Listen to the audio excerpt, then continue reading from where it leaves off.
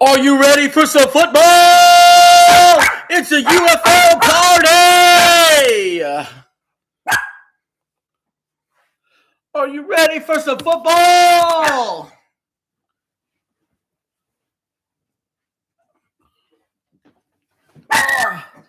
Hey. Quiet! Shut the fuck up! All right.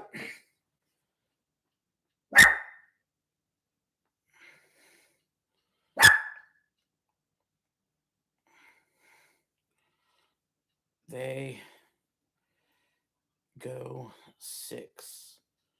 All right. Let's change this up.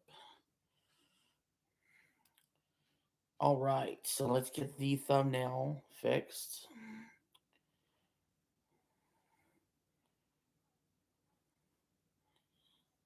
Edit thumbnail.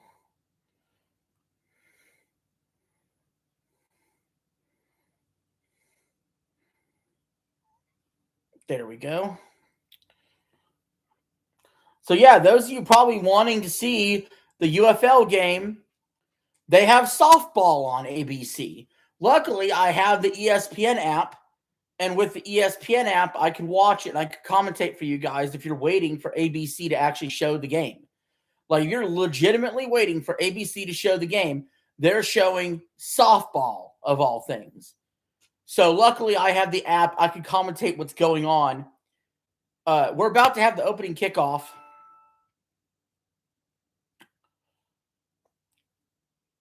So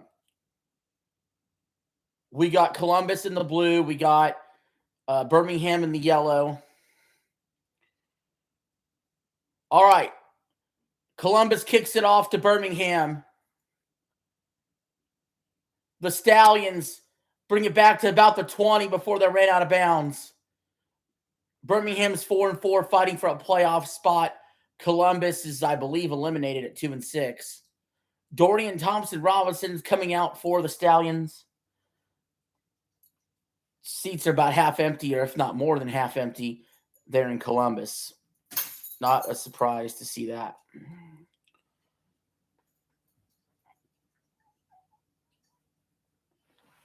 Come here. Come here, dude. All right. From shotgun. Stallions throw an interception. Aviators pick it off on the first throw of the game.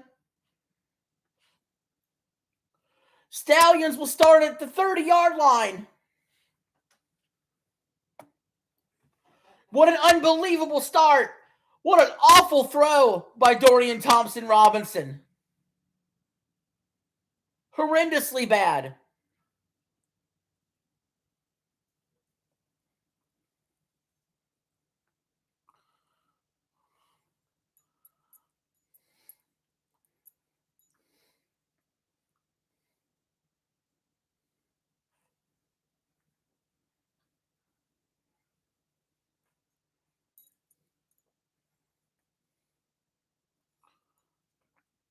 All right.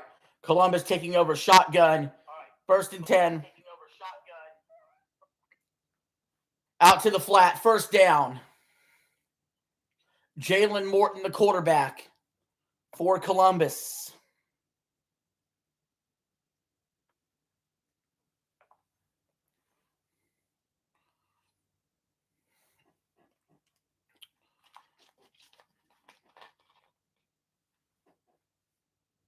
They're lined up at about the 20-yard line. It's actually 2nd and 1. Shotgun, 4 wide receivers. Man in motion. They snap it. Handoff. First down. It's going to be a gain of about 5 yards for the running back. Down to about the 15-yard line.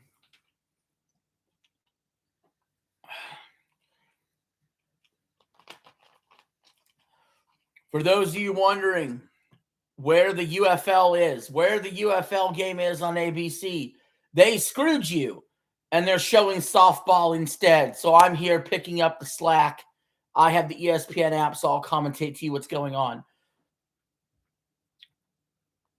Columbus from the 15-yard line. Another handoff from shotgun. Gains about 3 yards. It'll be 2nd and 7 for Columbus. Helmet comes off. Running back's got a giant-ass afro underneath there. Going to have to snap that helmet on a little bit tighter. Columbus actually has the best percentage in the UFL, 76% on touchdowns for red zone trips. That's usually not a team that would be 2-6. All right, shotgun, empty formation. Wide receiver in motion gets the handoff. He takes the edge, tiptoes his way down the sidelines for, I believe, a first down. Out of bounds. This is week 9 of 10 of the UFL season. He actually stepped out well before the first down. It'll be 3rd and 2. Todd Haley is Columbus's offensive coordinator. You might remember him from the Chiefs as head coach. And Ted Ginn, used to be the star quarterback of Ohio State, is the head coach for Columbus. 3rd and 2, under center. They hand it off, and he's completely stuffed in the backfield at about the 9-yard line, a loss of 2. Columbus will have a 4th and 4 with a decision to make. I think I would take the points here. You were gifted an interception very early in this game. I would take the points. Well, it looks like they're going for it, though. It's officially marked as 4th and 3 from the 8. A generous spot. It looked like it was further back than that. I'd be kicking it. I don't love this call to start the game, especially when you were gifted an interception. From shotgun, they throw it behind the line of scrimmage. It's batted down, but it was a backwards pass, and Birmingham picks it up, and they're going to scoop and score 80 yards all the way to the end zone. Touchdown, Birmingham! Oh, my God!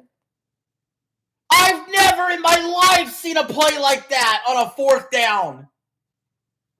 Talk about from bad to worse, a disaster. The play would have been dead from the start if the guy caught it. He would have been tackled. But because it was a backwards pass, the Birmingham player knocked it away, picked it up, scooped and scored it. And all of a sudden, Birmingham scores a touchdown. You won't find a crazier touchdown all year in the UFL. What a dumb call. Oh, my God. No wonder Columbus is 2-6. Jeez Louise. And we know Birmingham has been a powerhouse in the UFL, the USFL for a few years. Nobody wants to see him in the playoffs. Here comes the extra point attempt for Birmingham. It's blocked! It's blocked! It's picked up by Columbus. He's still on his feet! He's trying to get all the way to the end zone! And he does! Columbus scores 2 points on a blocked extra point!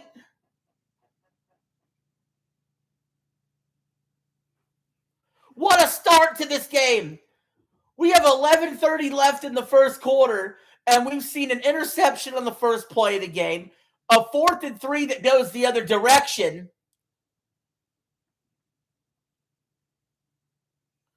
Oh my God. Yeah, and a blocked extra point that gets returned the other direction.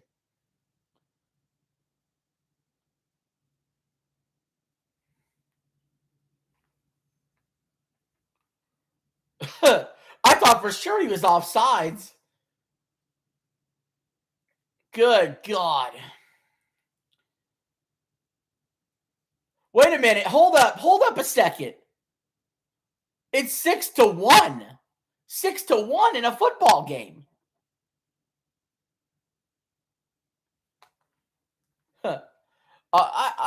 Wait, they get 1 point for a blocked extra point return? I've never in my life seen this, dude.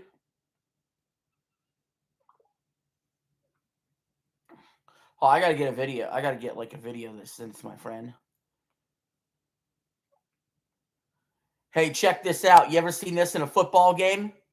6-1. 6-1. A weird thing just happened in the UFL. Hey, check this out. You ever seen this in a football game? 6-1. Oh my God, dude. Well, even in the NFL or college, an extra point blocked the other way is for 2, not 1. And Ted Ginn's arguing 2 points, 2 points. But that might actually be the UFL rule. That might actually be the UFL rule. So, like, if you were going for a 3-point play and got picked off, I guess you would get 3. That's so weird, dude. I don't know about that rule.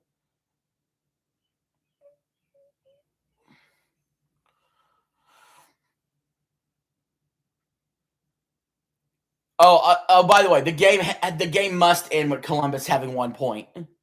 Please let that happen. Please let the final score be Columbus 1. Columbus 1. Like, that would be absolutely epic. Because I've never seen this before in a football game. Hey, check this out. You ever seen this in a football game? 6-1. 6-1. A weird thing just happened in the UFL.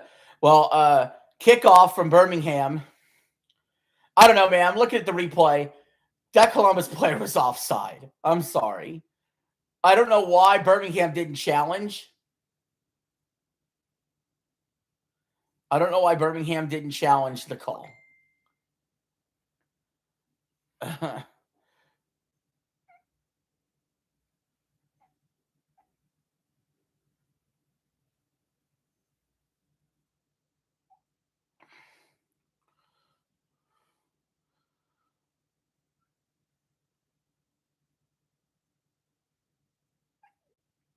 Seriously.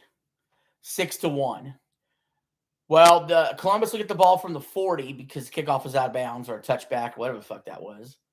Shotgun pass complete to the other 40. From the 40 to the 40. It'll be a first down.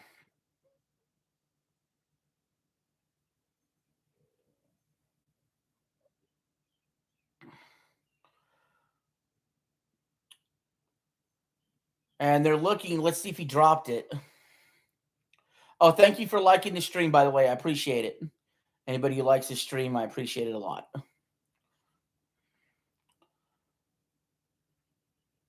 All right, they're going under center. The catch was good. We got about 10:50 left in the first. Play action pass. He's loading up to go deep. He does, in and out of his hands, incomplete. It'll be 2nd and 10. Again, guys, I'm really hoping Columbus doesn't score another point the rest of the game. Do you know how many NFL and college games I've watched in my life? And I've never, ever seen 1 point in an NFL game or any kind of football game. 1 point. Dude, you can't make this up, man. You cannot make this up, dude.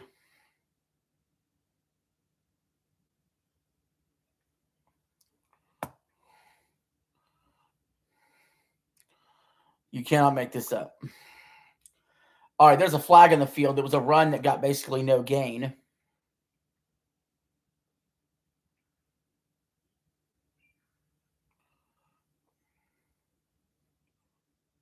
They're called false start against Columbus. That'll back him up 5 yards. That penalty's declined. I don't know. I think that's a little weird. Wait a minute. How do you decline a false start to begin with? What is going on out here? That was not the. That is. You can't decline a false start. That's a pre-whistle penalty. Like, come on. What is going on with this, man?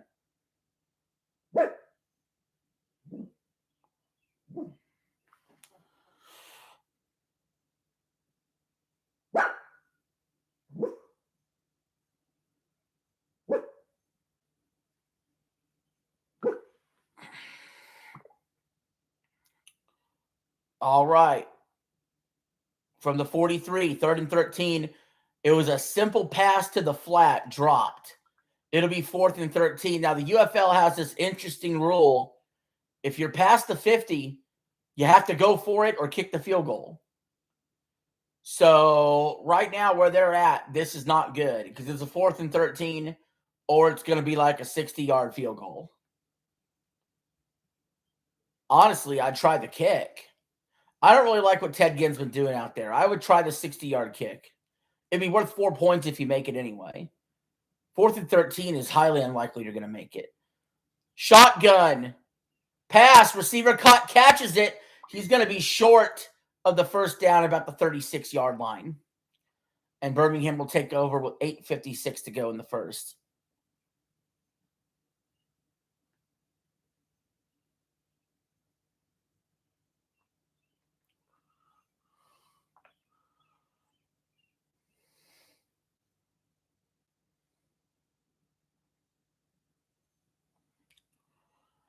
So we're going to commercial. I'm going to check and see out of the app if UFL is back on ABC. So let me check that real quick, or if they're still doing the softball game over there. Because I think most of the country just missed a really awesome start to a football game. And I'm checking. Yeah, I'm checking ABC right now, and they're still showing softball. And I understand that you don't go from one sporting event to another, usually without finishing it. But this is a 9-2 softball game in the bottom of the 5th. I think we would be okay to move over to UFL. But again, that's more people that are going to come to me and watch because ABC is ran by a bunch of idiots. So, and if you think ABC is idiots for putting on women's softball instead of UFL, hit that like button. Hit that like button. Let's see it. Because I think that was just absolutely stupid. We're on commercial right now of the UFL game, so we're just shooting the shit. I think it's interesting that the UFL has a 1-point rule and basically a blocked extra point when it gets returned is 1 point, not 2 like it is in college or NFL. That's how we ended up with 1 point for Columbus. But in all the years I've done college football and NFL football, or watched the games, I've never seen 1 point. 1 point's crazy. So I guess, like I said, that means in the UFL, if you were to go for a 3-point play, because they have the 3-point play option after a touchdown, and you were to get pick sixed, it would be 3 points the other direction. I don't know. Personally, I think that's overcomplicating it. Just keep it all at 2. They did a whole bunch of running back with that ball for 1 fucking point. 1 point. But also, let's go back to the touchdown. What was Columbus thinking when it was 4th and 4 and they were down in the red zone? They had gotten an interception to set themselves up. They had an easy chip shot field goal to go up 3. They decided to go for it on 4th and 4, which I hated the call. But what they did for the call made no sense. They threw a backwards pass, and their line got blew up so quickly that a Birmingham player was able to get in there and actually bat down a backwards pass, pick it up, and scoop and score a touchdown. Up to this point, Birmingham has had 1 offensive play, an interception, and they're winning this game 6-1. So, yeah, that's horrendous. Like, they couldn't have started any worse for Columbus. And I do think that Columbus player was offsides for sure when he blocked that extra point anyway. So, anyway, we are back from commercial.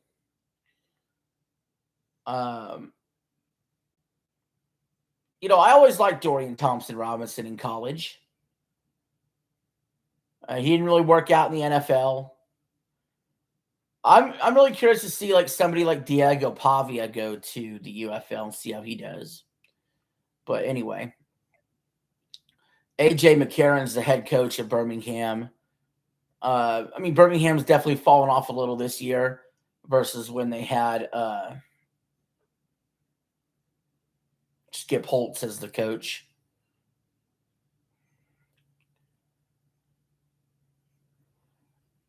But they still have a chance to make the playoffs.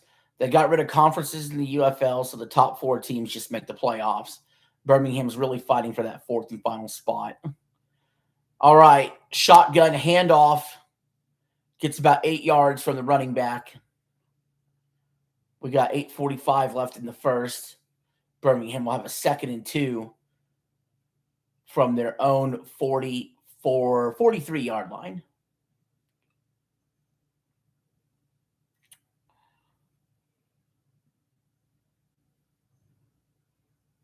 Yard line. They got to get to the 46 for the first down. Shotgun pass by Thompson-Robinson. Just misses an open receiver. Should have hit him there. Didn't. It'll be 3rd and 2.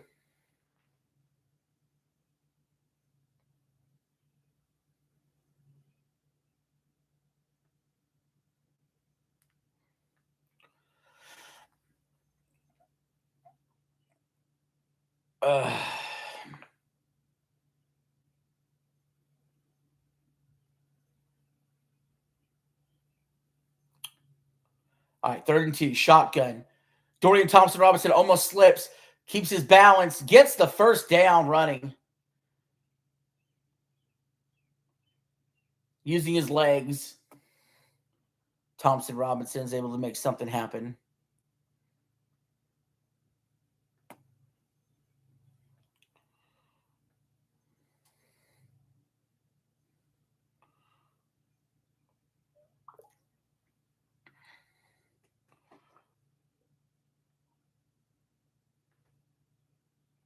I'm live now doing the UFL game. I have a lot more viewership than normal because ABC is showing the softball game instead, so I'm on the ESPN app. Handoff. A gain of about 3. It'll be 2nd and 7 for Birmingham with about 7 minutes left in the first. They're at about midfield. They're just crossed midfield, so they'll have to go for it on 4th down or kick it if they're not able to get a first down. But right now, 2nd and 7 from the 49. Shotgun. Sprints out. Hit as he throws it, incomplete. It'll be 3rd and 7. It was a sprint right option there. There is a flag. It could be a unnecessary roughness on the quarterback. Although I didn't see that. I thought that was, yeah, they are going to call it. No, horse collar.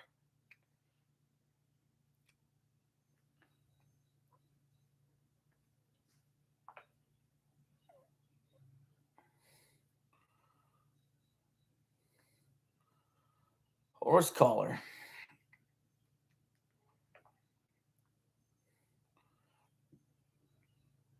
So it'll be automatic first down here for Birmingham. I can't believe our last UFL game hasn't been since week 1. I must have been super busy with the NBA playoffs, but I'm glad to be doing UFL again. We got a false start from the receiver here. I don't know what happened. He just started running. So that'll back up Birmingham 5 yards and make it a 1st and 15.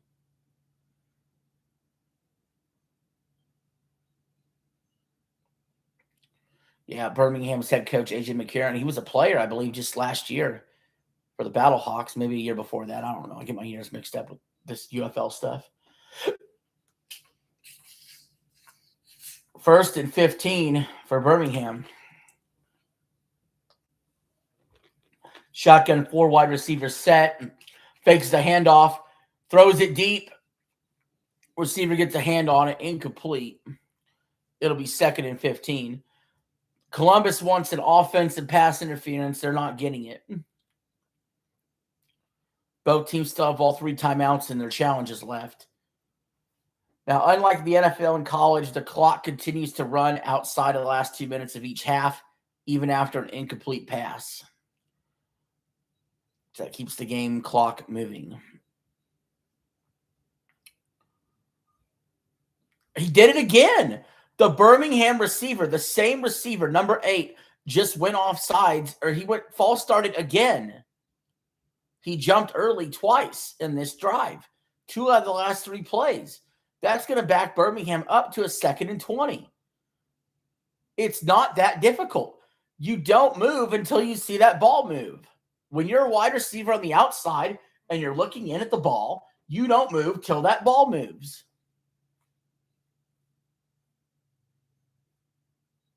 How difficult is it? Hardly ever see a receiver make that mistake, let alone twice in the last 3 plays. All right, little screen setup for Birmingham. And it gets most of that yardage back to make a manageable 3rd down. Again, I think Columbus keeps jumping off sides, and the refs aren't calling it. They're either timing it really, really well, like they got the snap count down, or they're off sides, but it's close. And now we got a 3rd and 11. That was a good play call on 2nd down to make this a manageable 3rd down.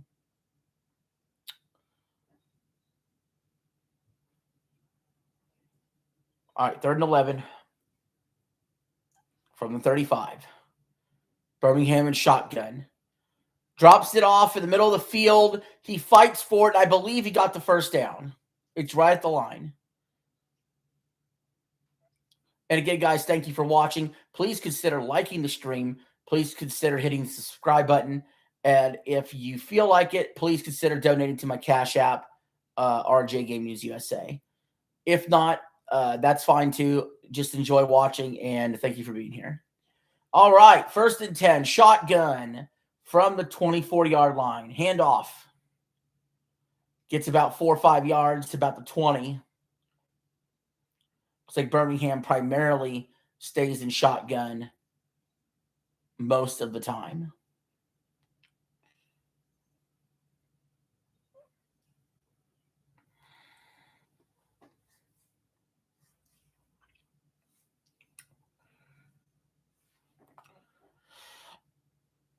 Clock's ticking.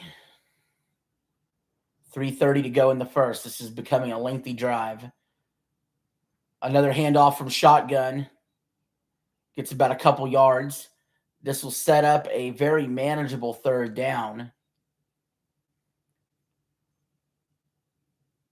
I wonder what Birmingham's thinking here.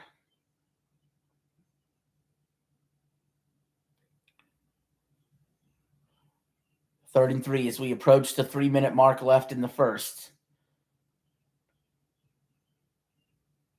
Thompson Robinson will be alone in the backfield in a 5 wide receiver set here on 3rd and 3. Columbus looks like they're going to bring pressure, but will they drop out of it? They do drop out of it. It's a 4-man rush.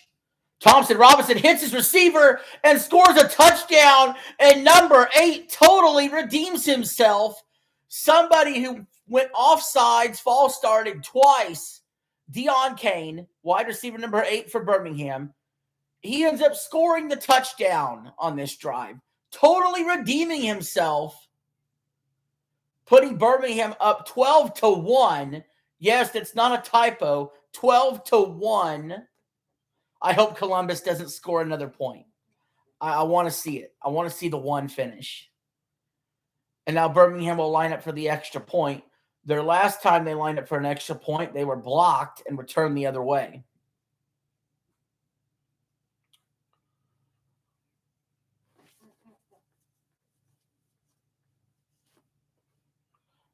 This time, Columbus is definitely offsides. They blow the whistle on it. They didn't even snap it, in fact. Maybe Birmingham will consider bringing out the 2-point team, because that'll move the ball up even closer. But yeah, again, I feel like Columbus has been offsides almost every drop back, almost every play, or close enough. This time they were way ahead of the snap. So Birmingham will still line up for the extra point. It'll just be 5 yards shorter.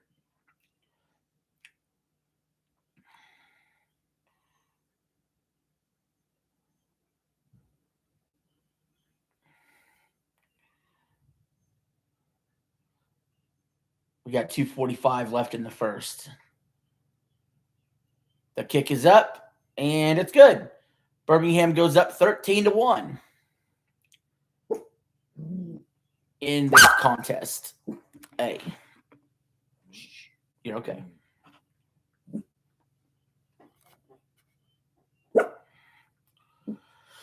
All right, we're going to commercial. I'm going to let me check what's going on with ABC.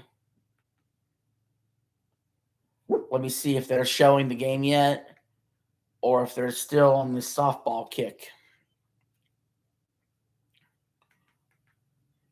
And it looks like they're still doing softball on ABC. That's 9-2 Florida, bottom of the sixth. I think softball only goes 6 innings. So, yeah, if you're a UFL fan today and you were hoping to tune into ABC, you got screwed. That's the bottom line. You were expecting UFL. Instead, you got softball.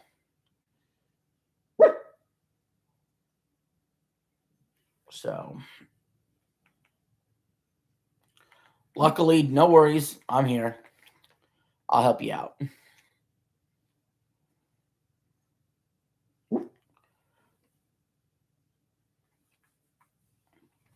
There's my cat right there. We're on commercial right now, so that's my dog.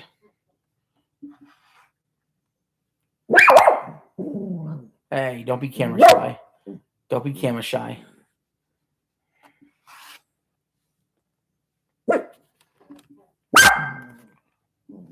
Quiet. If you like dogs and cats, hit that like button.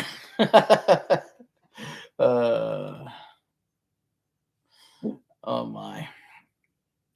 NBA on tonight. I'm actually glad I streamed this though instead. Honestly, that Cavs-Knicks series is depressing me a bit. The Cavs should have won game 1. That was crazy how they lost game 1, but I don't like the Knicks, so I don't really want to cover game 3. I'll watch it tonight. But I don't even want to cover it. Just in case the Knicks win, they go 3-0. I don't even want to be there for that. Of course, there's hockey on too tonight.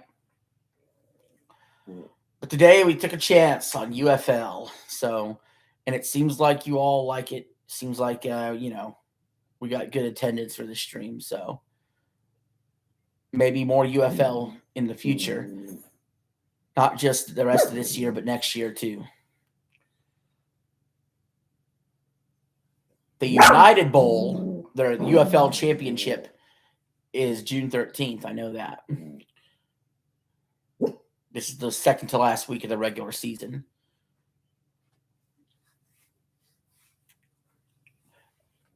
Again, feel free to chat in the chat if you've never chat in the chat before. I read all the chats when I can. I'm just filling some dead air in between commercials here, waiting on the game to get back on. So,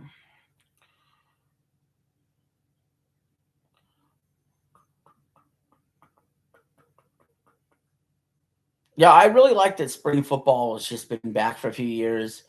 I was really excited for that XFL the first time they brought it back. But then, of course, we know the coup happened, and then that went kaput. But, yeah, spring football, it's nice to have it around.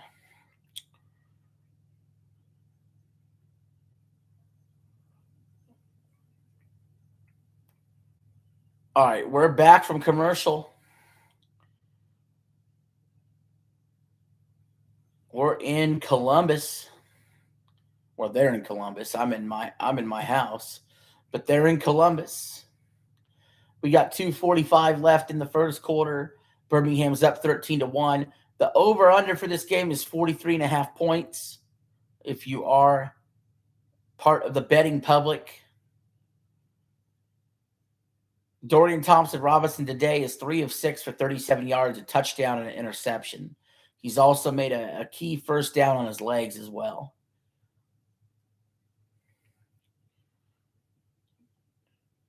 So let's see if Columbus can do anything at all on offense when they get a chance with the ball. Kickoff Birmingham. Columbus receives it about the 5. He's past the 20, past the 30, gets past it all the way to the 35 for the Aviators.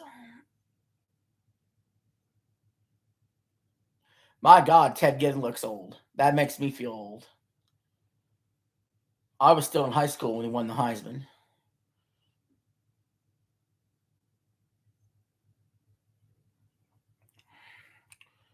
All right.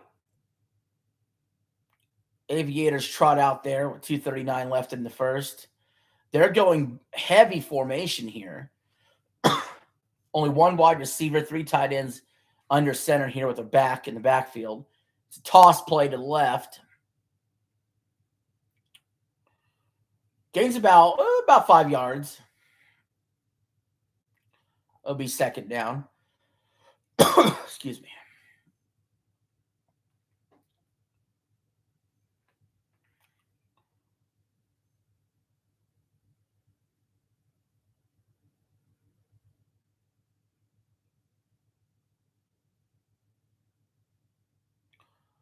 All right, they got 3 running backs in the backfield here in this formation and 2 wide receivers.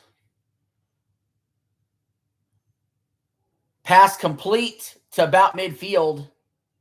It'll be another first down. Now that the Aviators have crossed midfield, they'll have to go for it on any fourth down or kick it.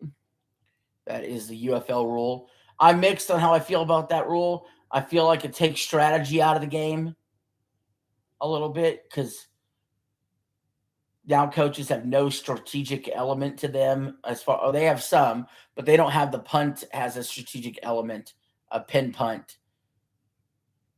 Aviators a little lost out there, not figuring out what play to call. They're going to have to burn a timeout. Their first of the half. That's inexcusable after a first down to have to call a timeout. 1:22 left in the first. So yeah, we can talk a little bit about the UFL rules, what we like, what we don't like. The extra point being blocked and returned for being 1 point instead of 2. I understand it because the offense is going for 1, the defense can score 1. I get it. But I don't really get it because the NFL and college, it's 2 points. And then, yeah, the whole having to go for it on fourth down after you hit the 50, I think it takes the burden off of coaches' decisions a little bit. So I don't really love that either. From midfield here, 1st and 10. Morton scrambling. Now he's going to take off and run. Stiff arms a Birmingham player. Running down the sidelines. He's still not tackled. He gets all the way to the 20, about a 30-yard run. They may have to check and see if he stepped out of bounds at any point earlier than that, though. He was tight-roping the sidelines.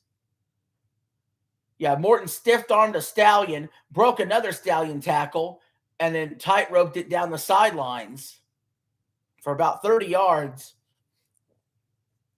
I tell you, Morton looks big out there. Morton looks like Cam Newton out there. Seriously. I wonder what his size is. He has a 29-yard rush officially. That looked like Cam Newton to me.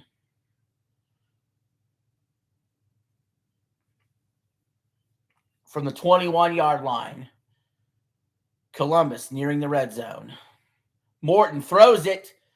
It's at the feet of a receiver running a slant around the 10. Incomplete. 33 seconds left in the first quarter. It'll be 2nd and 10. Martin was the intended receiver.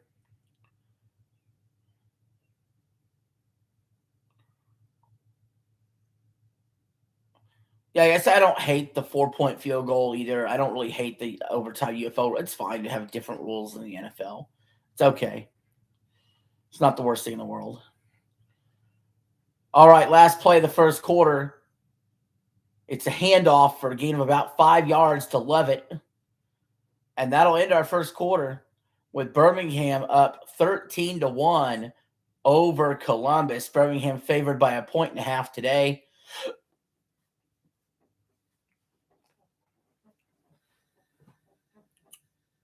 And when we get back in the second quarter, we'll see Columbus in the red zone. So let's check ABC. Let's see. Are they still stupid idiots over there or not? Let's see. Let's check and see what they're doing.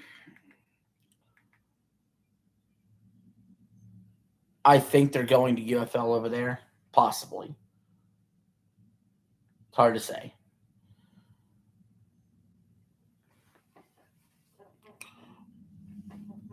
I don't know. I'll keep it on this channel and see if they are.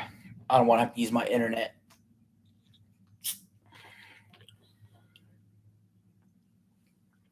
Nope, they still got baseball on.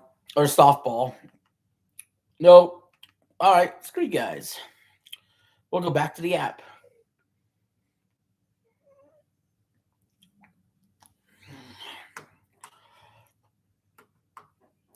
Screw you guys. We're back to the app. Hey. There's no reason to buff. Again, I apologize for the occasional dog barks. That will happen from time to time. You know how these little dogs are. They get little dog syndrome. So we're on commercial now. We're just sort of killing time waiting for the game to return.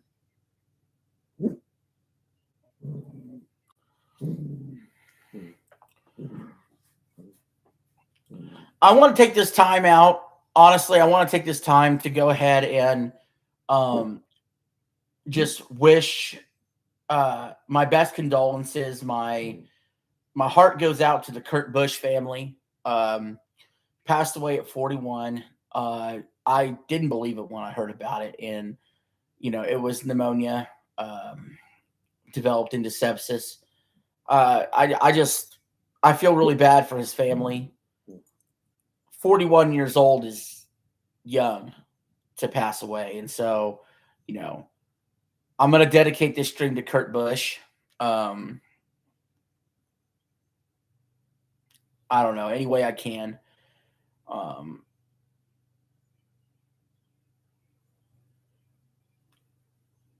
I thought he was a good man. Obviously an all-time great racer. Hate to see it.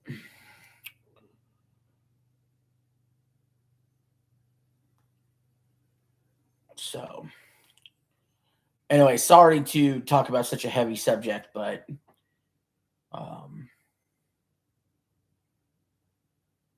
it sucks. Anyway.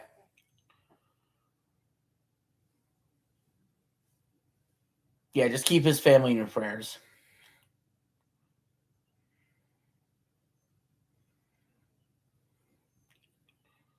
All right, so we got a commercial here for the NBA Finals. That starts Wednesday, June 3rd. All right, we're back. Second quarter is starting. It'll be a 3rd and 5 from the 16-yard line for Columbus. They're down 13-1.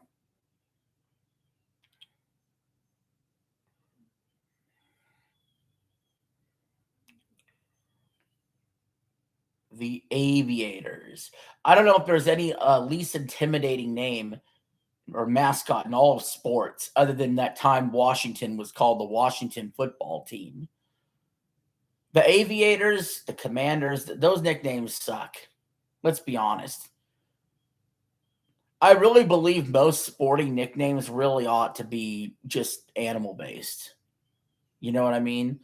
Lions, Bears, stuff like that.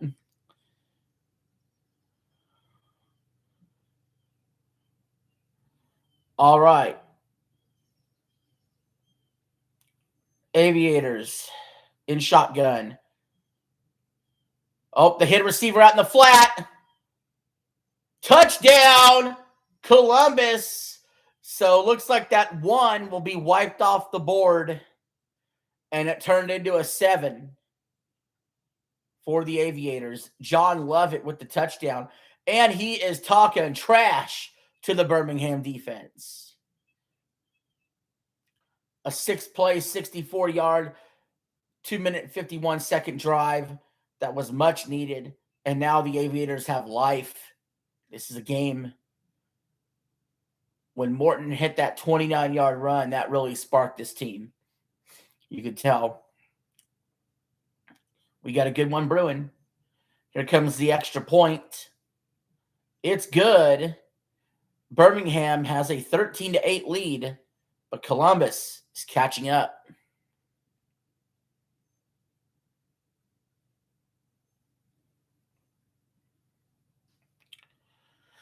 Yeah, you just look at it. The Birmingham player comes on a blitz from the flat, and it's really simple.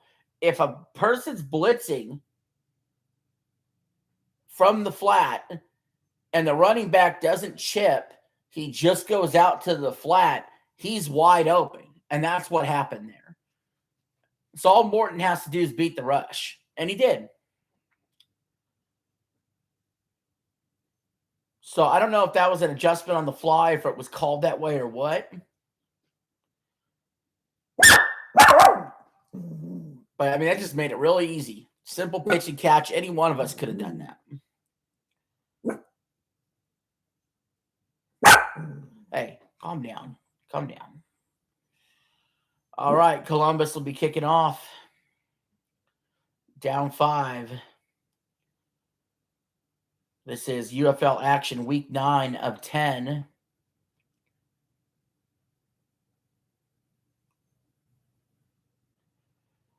Birmingham receives the kick. They're past the 30 to the 35. He stumbles still up to about the 42 and out of bounds. Good starting field position here for Birmingham. Jalen Morton today is 5 of 8 passing for 61 yards and a touchdown, and 2 carries for 22 yards.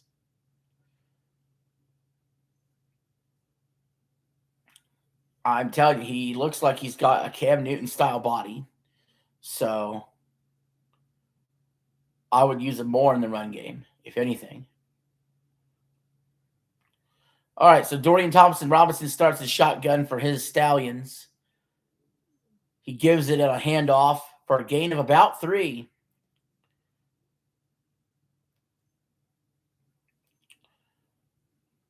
So it'll be second down for the Stallions. They run a lot of plays in shotgun, and they hand the ball off a lot. That's what I notice. But sometimes they do this formation. Thompson-Robinson alone in the backfield, 5 wide receiver set. Man in motion, snaps it. Throws it, nearly intercepted. Incomplete instead. It'll be 3rd and 7 for Birmingham. This is a crucial 3rd down. If they don't get this here, all the momentum has swung to the Aviators.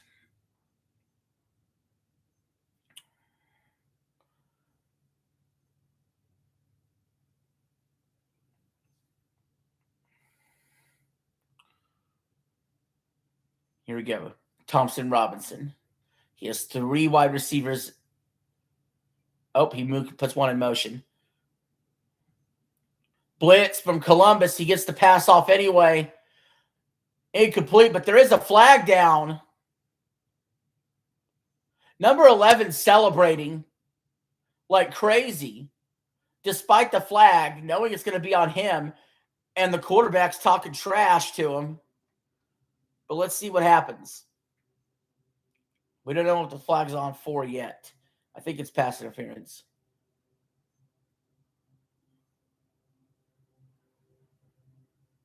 It is pass interference against Columbus. That'll extend the drive.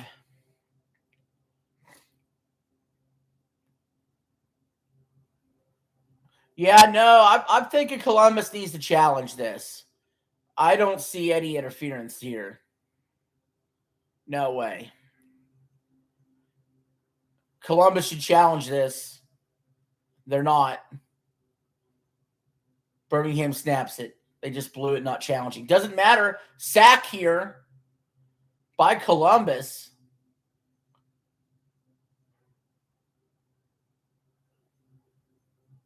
Protection was completely destroyed immediately after the snap. Thompson Robinson says he got hit in the face. Sort of was. It was incidental. I don't think so. I don't think you call that. It'll be 2nd and 22 from the 45 for the Stallions. They're running an orbit route. Fakes it there. It's a screen back the other direction. He drops it. Good play design. Would have got a lot of yards, but he dropped it. It's going to be 3rd and 22 for the Stallions.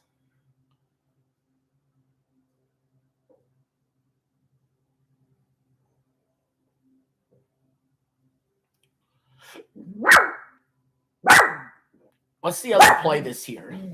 Honestly. They already tried a screen.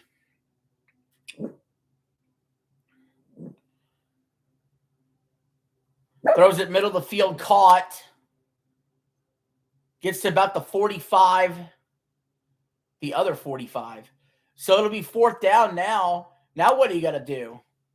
It's going to be like a 4th and 12 from the 45. You could either go for it or you could kick the 62-yard field goal. In the UFL, you have to go for it or kick the field goal if you're past the 50. Can't punt once you're past the 50. So they're going to go for it. Thompson Robinson, 5 wide receivers set on a 4th and 12. Takes the snap. He's going deep. He's going for the end zone. Incomplete. There's a flag down, though. It's going to be pass interference again, bailing out Birmingham. Oh, man. Oh, man.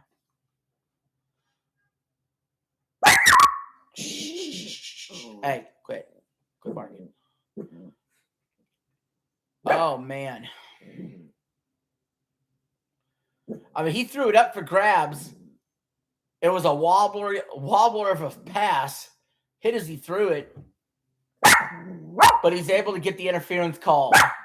He ran into him. That was actually legit interference, unlike the first one. It's one of those when the ball is thrown short of the receiver and he holds up for it, and then your defender running full speed can't stop and runs into him.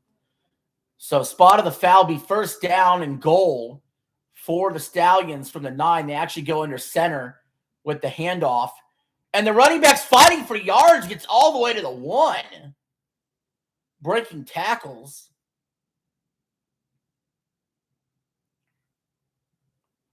It's going to be 2nd and goal here.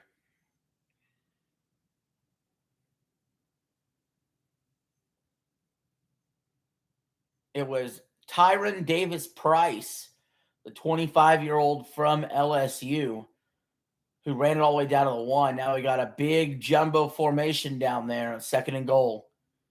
They hand it off to him, and he's in the end zone. Touchdown, Stallions. To take a 19-8 lead with 10:37 in the second.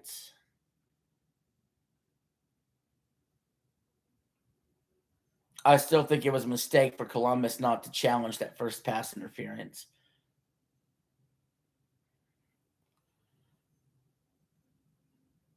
I think they would have won that challenge too.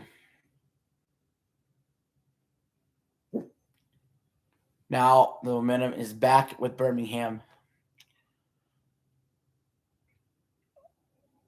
And they put together some nice drives in this game. Here comes the field goal attempt, or the extra point attempt from the Stallions. The kick is up and good, giving the Stallions a 20-8 lead.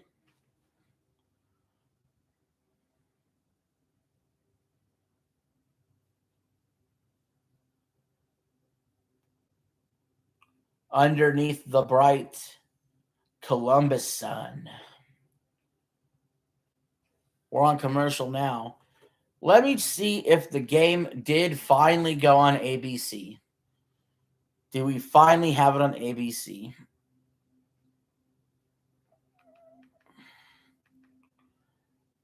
No, we don't. We really don't. Softball is still playing on ABC. I thought softball went 6 innings. Maybe they go 7, maybe they go 9. I don't even know. But it's a blowout softball game on ABC right now instead of UFL. I don't know when they made this schedule for ABC, did they know how long a softball game is or not? Like, did they plan for? I mean, this feels like it's way over its time, because hell, we'll probably be at halftime of UFL before this is over. So, yeah, I guess if you guys should stay put here, and I'll do my best to do commentary for you all if you don't have the ESPN app.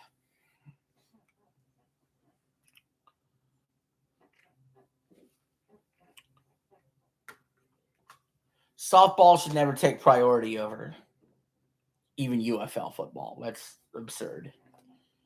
I'm sorry. That's ridiculous.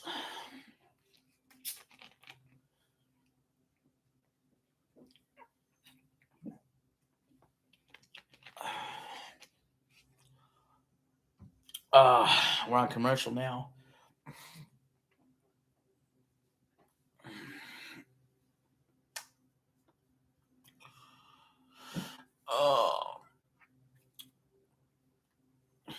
If you enjoy the content, please consider hitting that like button. I appreciate it. I hope you all are having a good Memorial weekend. I got on my 250th anniversary America shirt. Ready to celebrate 250 years of America from Memorial Day to July 4th. We're on commercial right now, so just trying to fill some dead air. If you're new to the channel, we do a lot of live streams where I do commentary on sports. We've been covering a lot of the NBA playoffs. We're definitely going to do NFL this fall, some baseball, tennis, even golf, even WWE stuff. We do a bunch of stuff like that. Plus, we have other just regular videos on the channel, covering everything from gaming news to sports topics to movies to TV shows, nerd stuff, even internet drama, politics, you name it. We do it all here. So, trying to grow to hit that 400 subscriber goal. So please consider a subscribe. Also taking donations on Cash App. Description in the link below. Not needed, but always appreciated. Just getting all my plugs out of the way during the commercial. But we're back.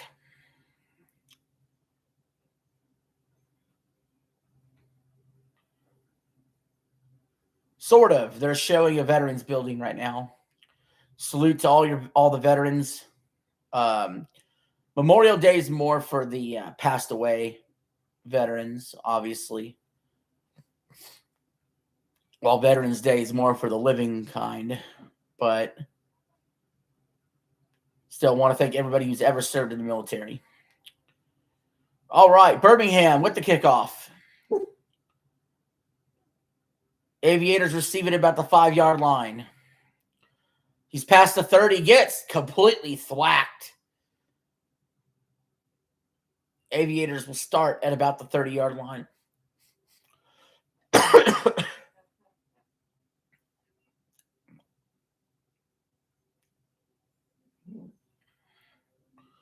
Here comes Morton.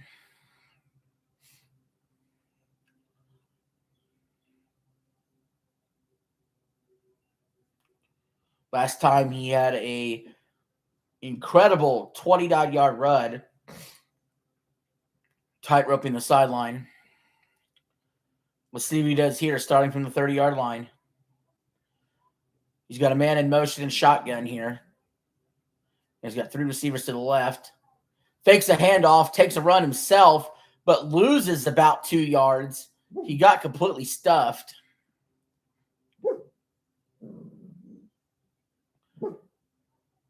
First drive was a fumble for Columbus, turned into a touchdown from Birmingham. Second drive was a turnover on downs. Third drive, they broke through with a touchdown. They're going to need some more of that. We got 10-20 and counting left in the second quarter. It's going to be a 2nd and 12 here.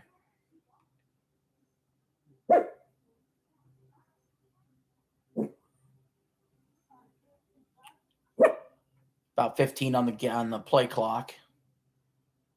He takes the snap, blitz coming, avoids the rush, throws it towards the sidelines, out of bounds though, double teamed. No one could have caught that. He threw that away, I think.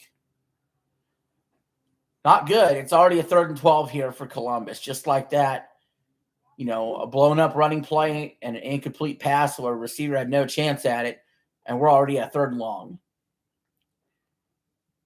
In a game where you're down by multiple scores. That's not good.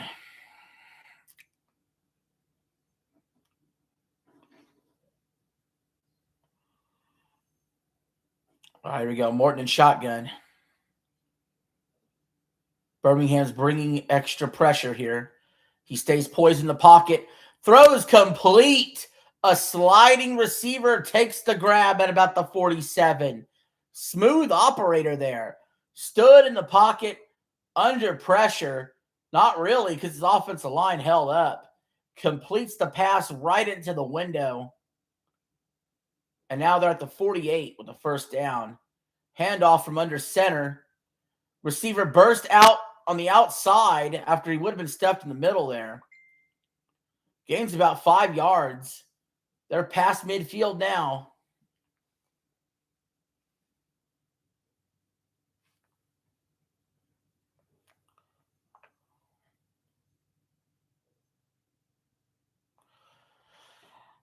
I'm still live.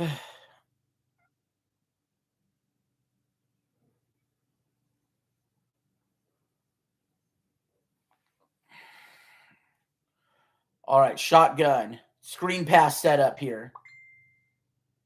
Near a first down, it's going to be like 3rd and 2.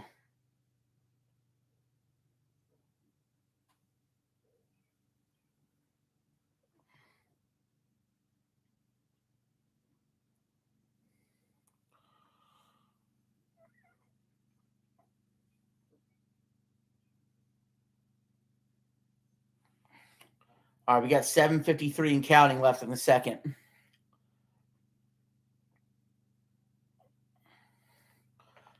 Third and 2 from the 44-yard line. Handoff. He broke through the line of scrimmage. He's still on his feet. He's down to the 25. Big gain there for the Aviators. First down. That was some good blocking. He broke through the arm tackles, but that blocking's good. I think Columbus's O-line's been pretty good. They've shored things up since they had a really bad opening drive. And we're seeing more under center here from Columbus as a result. Another handoff. Nice patient run. Gets them 5 down to the 20. 5-yard runs will win you a lot of games. Just saying. Got less than 7 minutes left in the half. It'll be 2nd and 4. Just right at the red zone. for Columbus.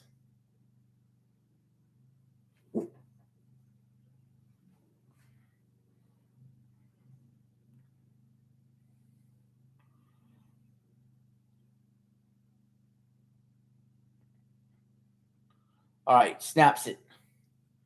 Morton, comfortable in the pocket, throws complete to the tight end. Touchdown, Aviators. Wow, what a game. Gunnar Oaks. What a tight end name, too, for a tight end. With a 20-yard touchdown. Again, this protection has been pretty pristine for Morton. And Morton's able to just step up there, find his receiver, and hit that touchdown. They're not going away into the quiet night.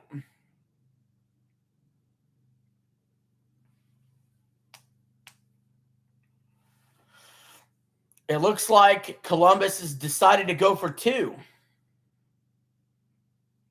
I'm not sure why. They're down 6.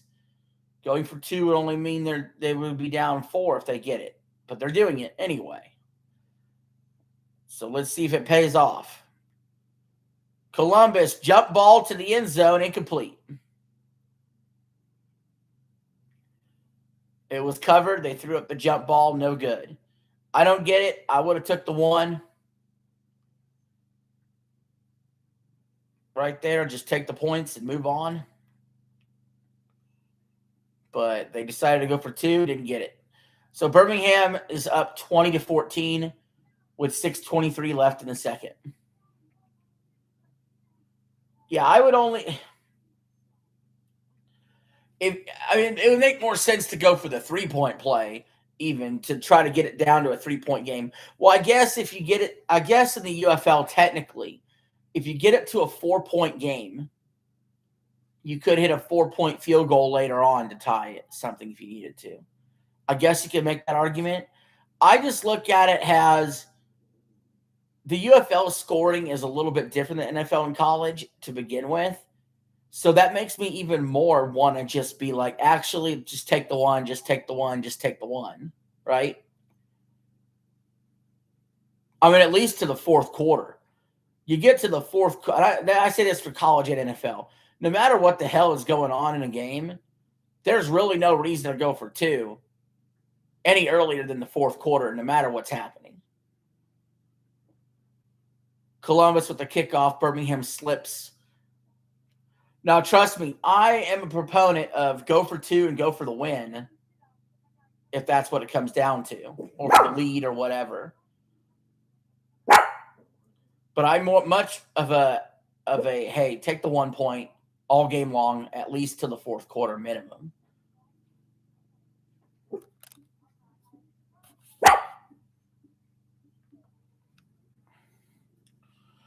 Why is it red?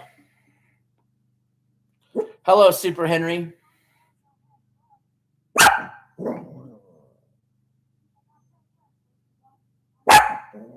Hey, calm down. Calm down, Doodle.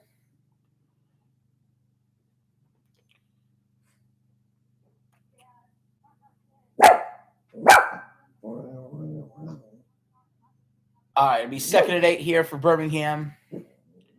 Less than 6 minutes in the second quarter. Thompson Robinson is 5 of 10 for 49 yards, a touchdown and a pick. Pressure's on Birmingham now.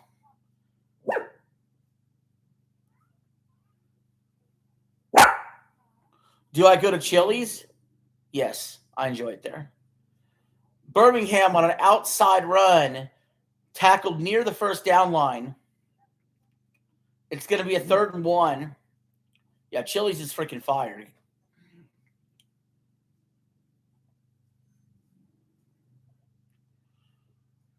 All right. 5:15 and counting left in the half. Thompson Robinson in shotgun formation on 3rd and 1. Hands it off to the running back. Oh, penalty marker's out. It's a false start against the Stallions. They would have had a first down. But instead, they're backed up where it's going to be 3rd and 6.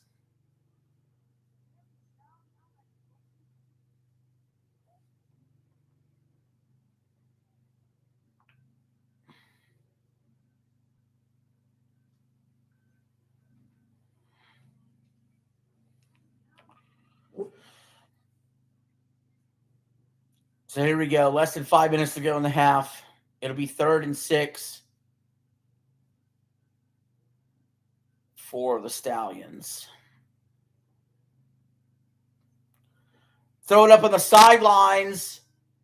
Incomplete. Batted down by Columbus. So we're going to see our first punt of the game. Yeah, the receiver really didn't have a chance at it. It was really right at the sideline, and it was well covered. And just like that, Columbus has a real shot of taking the lead in this game.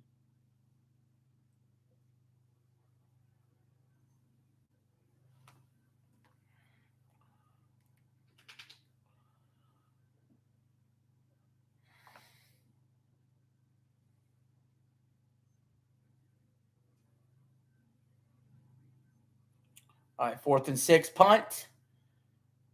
Nice high kick. Returnable here for Columbus.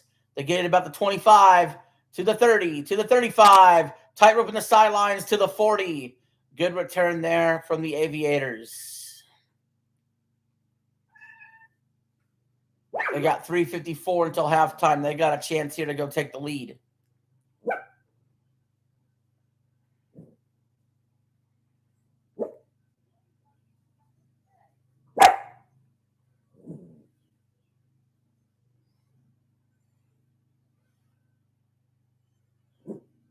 Jesus.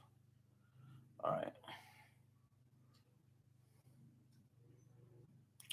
We're on commercial, so bear with me. We're just sort of going to kill time and wait for the commercial to be over.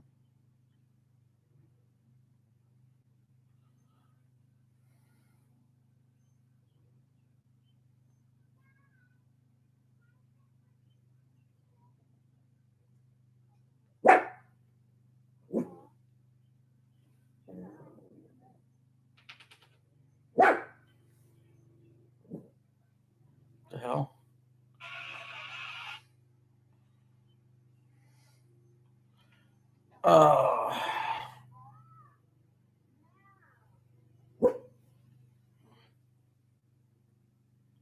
Anyway. How we doing, Sam? I see you in chat.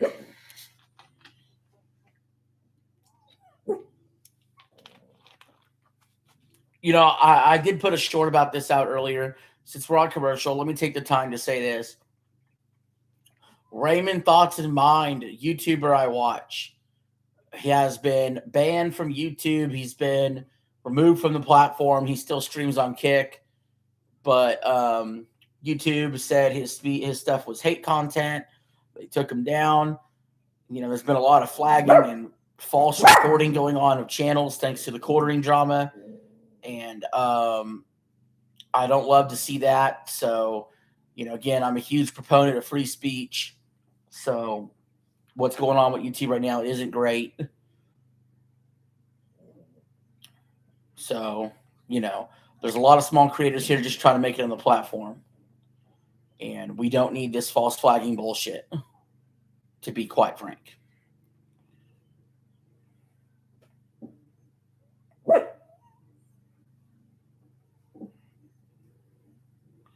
So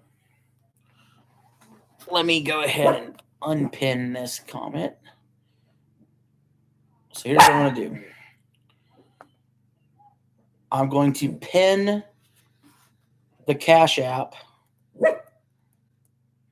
Cash.app//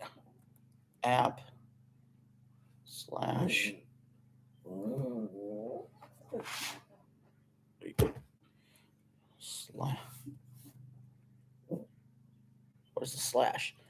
Damn it. Slash. Where's the dollar sign?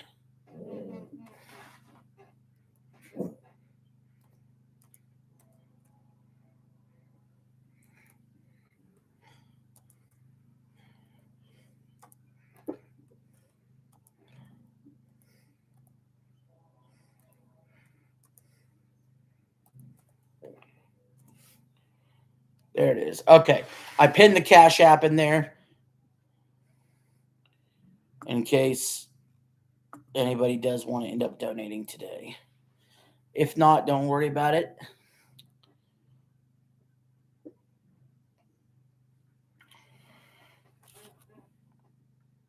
All right. All right, we're back. Sorry, picking this up from 2nd and 5. Morton throws incomplete. Actually, 3rd and 6 coming up now.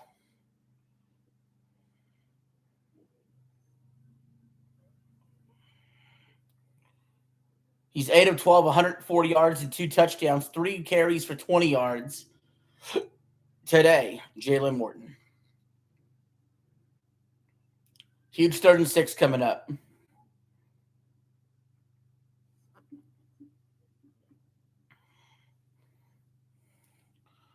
About 3 minutes to go before halftime. Penalty flags come out. This is going to be a false start against Columbus. That's going to back him up even more. We've seen too many false starts today by both teams. Too many mental mistakes. This could be 3rd and 11 here.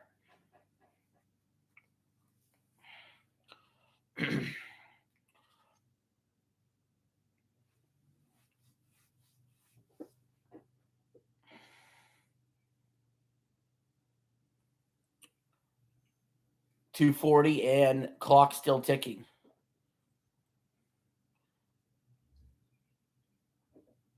He's got 1 on the clock. Got it off in time. Throws to the receiver on the outside. He drops it. It'd be incomplete. And now Columbus is going to have to punt. Be 4th and 11. So after seeing no punts for most of the game up to that point, Birmingham had to punt, and now Columbus will have to punt as the defenses are starting to settle in and figure out what the offenses are doing.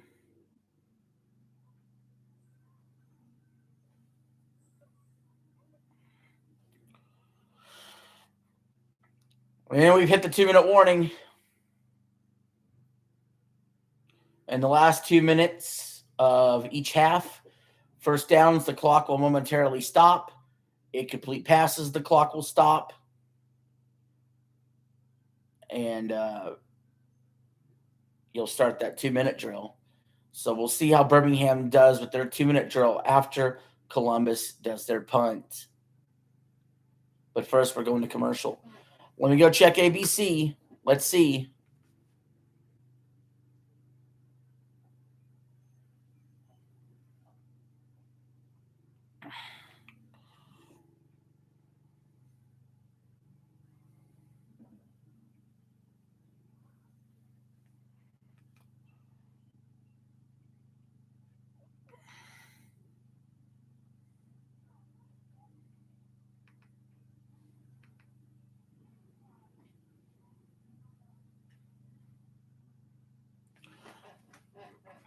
All right, UFL's on. It's on channel. It's on ABC now. Actually, they were ahead of me now. So we're actually second. We got 2nd and 8, 141 left. Complete to the sidelines and out of bounds for the Stallions.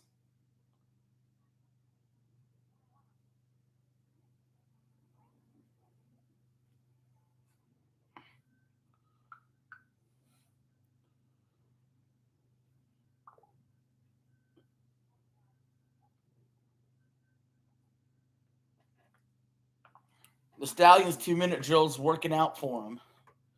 Good God, the ESPN app's so far behind ABC. So now we got it on the ABC broadcast. From the 49, Stallions with a dump off, middle of the field.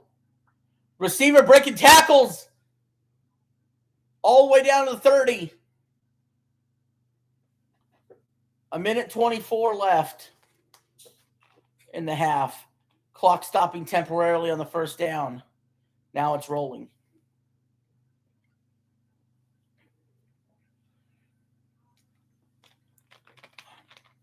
Now it's rolling. From the 31. Quick slant. Short of the first down. Birmingham is using a timeout now. Smart choice. That's their first of the half. We got 104 left in the half. 2nd and 4 coming up here. 106. They readjusted the clock.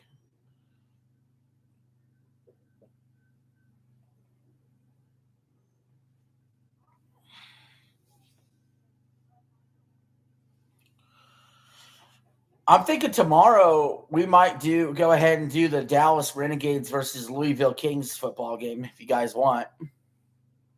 Especially because this UFL stream has been so successful. You may go to that.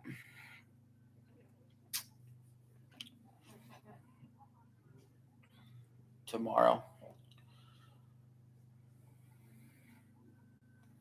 Thompson Robinson on this drive is 3 for 3 for 50 yards. Now from the 25-yard line, a 2nd and 4. Throws in the middle of the field. It's caught. Tackled at about the 19-yard line. Clock will stop momentarily on a first down. It was Kane on the catch.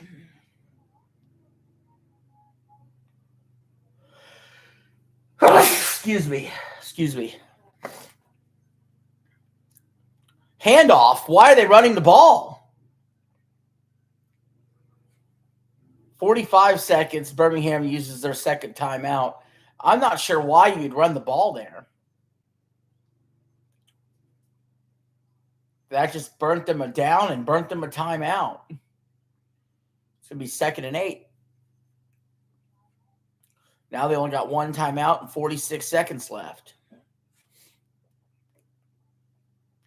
I mean, I'm all about taking a balanced approach, but in the 2-minute drill, it's a 2-minute drill for a reason.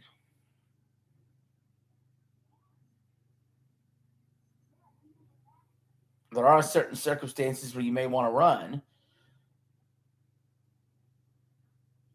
I don't think that was one of them. A 1st and 10 after the clock's running after a first down. Yeah, I don't love that call.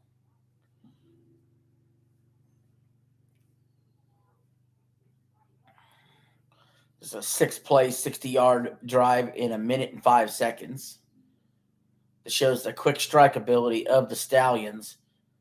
They snap it. Thompson Robinson, back shoulder throw, incomplete. A little difficult there for the receiver. Not a full-on drop. Won't completely blame it on him. Should have maybe turned around a little sooner. But I think this will go down as a drop for Ross. It was really, truly a good back shoulder throw. If he had been turned around just a little bit sooner. Now it's going to be 3rd and 8 for Birmingham. They're at the 17-yard line. They need to get to the 9 for a first down.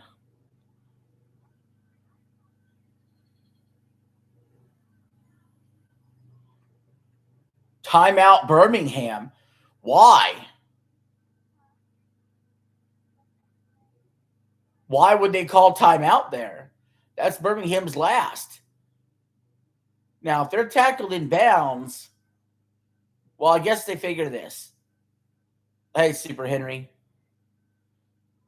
Yeah, I do make pizza sometimes, yes. But no, if they're tackled in bounds, the clock's going to keep running.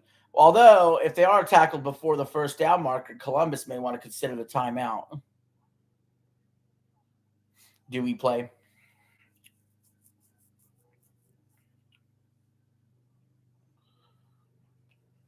Yeah, let's see what happens here.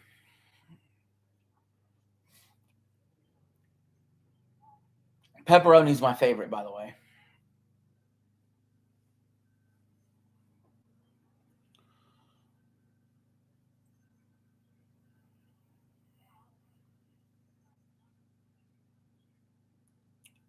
All right, Thompson Robinson backing up. He's going to run. He's got the first down. He's tackled at about the 1-yard line. They don't need to spike it. They do not need to spike it. They need to get in. Oh, it looks like they're going to spike it.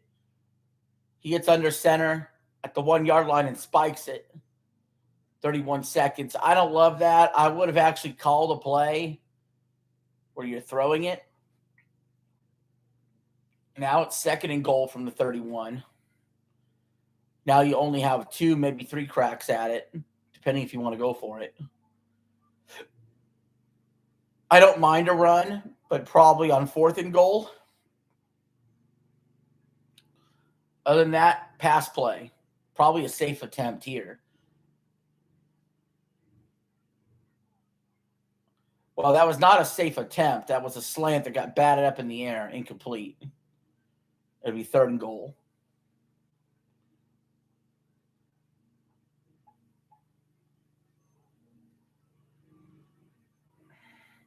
I'm not even against the run right here. There's 29 seconds. It's not like there's 9 seconds. You can run the ball, and if you don't get it, you can get to the line and run it again if you got 2 plays called in the huddle. That's what I would do. I'd actually hand it off right here.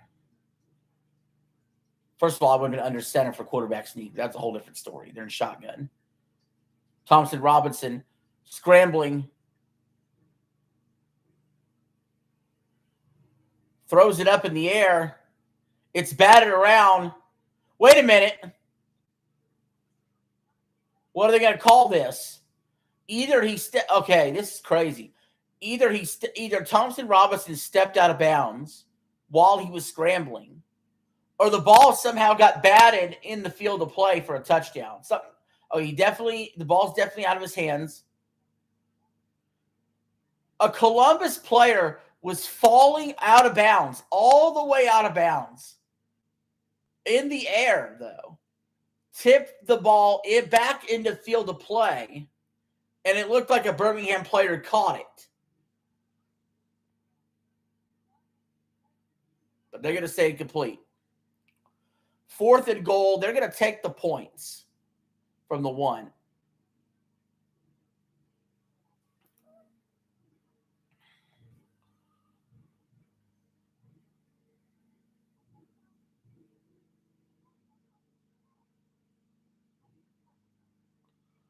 I believe the Birmingham head coach just threw his challenge flag, but he doesn't have any timeouts.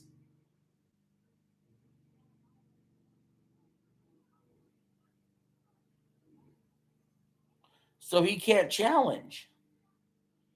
Connor placed you on a timeout again. Well, Sam, you'll never be in a timeout on this channel, bud. All right, we're looking at the play. Yeah, I'll never time you out. You're a big supporter of the channel. I appreciate you.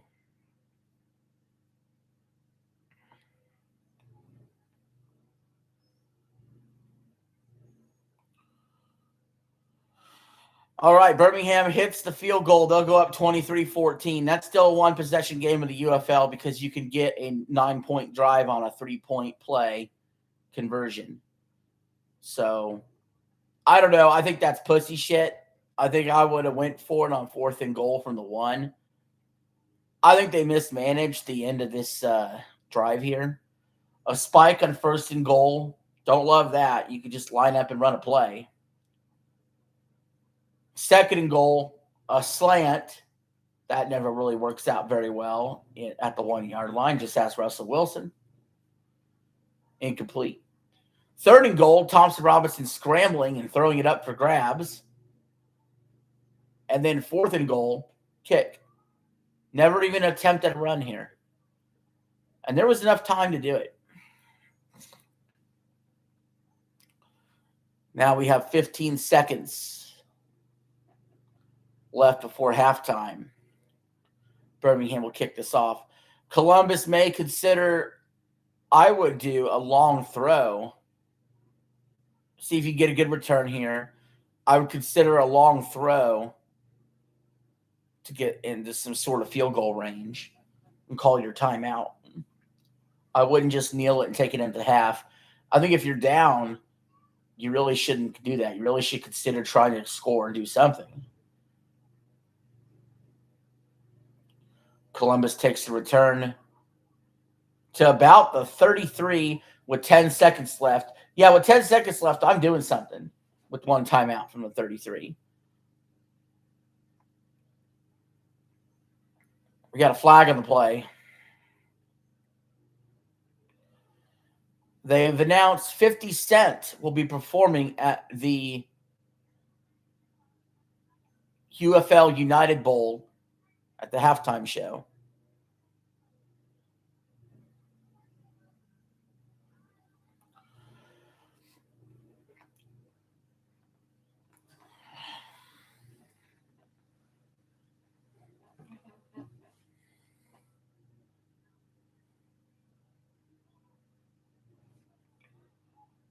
That looks like that's against Columbus. Yeah, that looks like that's against Columbus. That's going to back them up quite a bit. Now I would take the knee.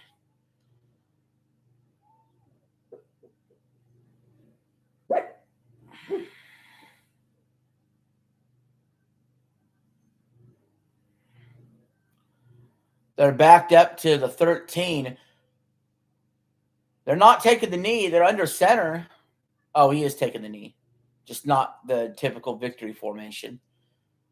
So we're going to halftime. So while it's halftime, I'll talk to you guys in chat. We could discuss any subject you'd like. So let's see what's going on here. Hi, Sam. I see you. Yeah, I do go to Chili's. Chili's is honestly, it's one of the best places to eat. It's got a lot of variety. You know, you could get American style food. You know, your burgers, your ribs, fries, shit like that. You could get Mexican style food. You could get pastas there. You can get a whole bunch of different stuff at Chili's. So,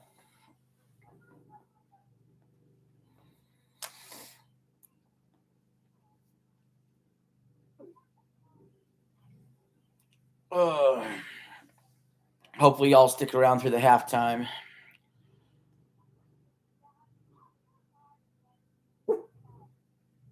Sam, this is definitely your time to shine in chat. It's definitely your time to shine. I'm relying on you, buddy, to say what you got in your mind.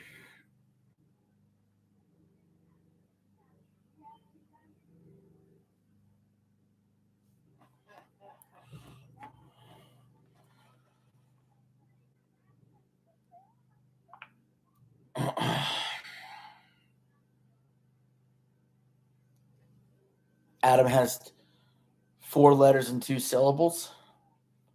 Yep, I believe it. I believe it.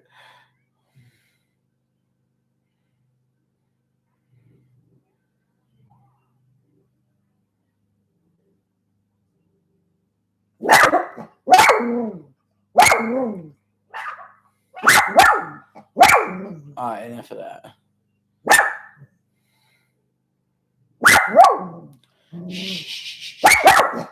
Quiet. Quiet.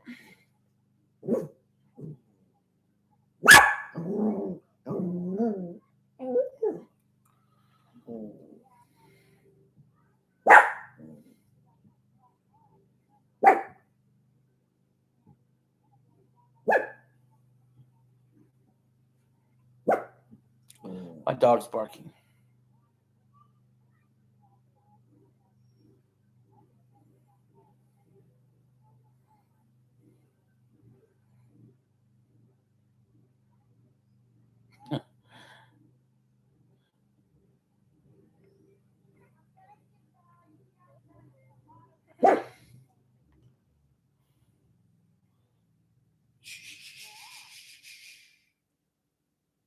It's halftime, guys.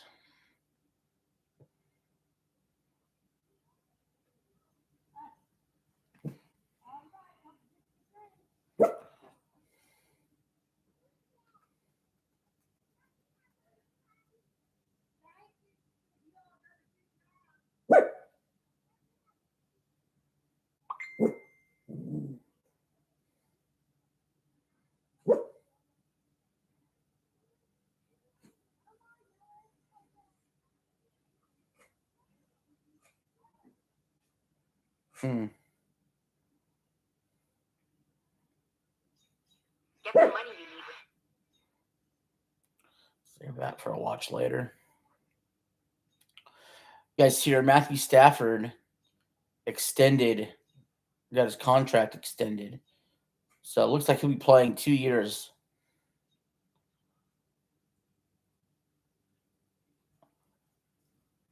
Sam, look. Look, Sam. I see dog people.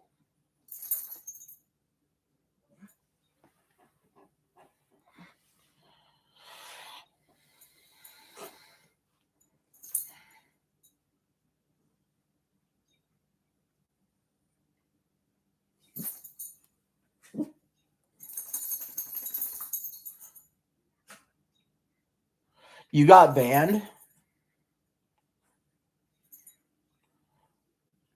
Well, I'll put it this way. I will never ban you. If for some reason you're ever banned on this channel, it's YouTube doing it because YouTube bans people. They're stupid. But I will never ban you. I have no moderators. I will never have a moderator on the channel.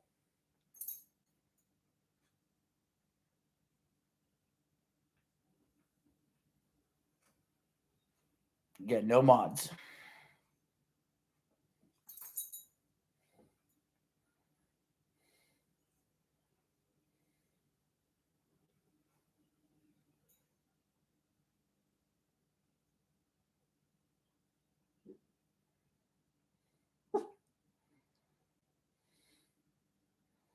So, two marks in the same city. I don't know if you can handle that.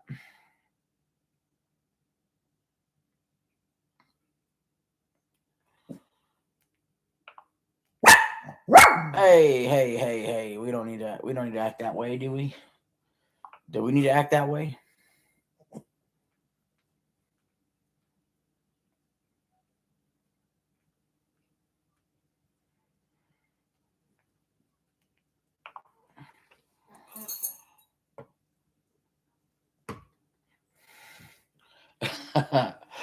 Town Funk YMCA. I'm glad you were there for the 300 subscriber celebration before YouTube took that down.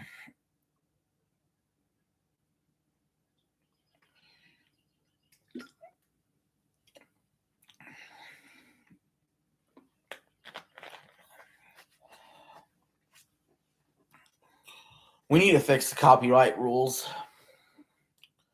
Like, I honestly believe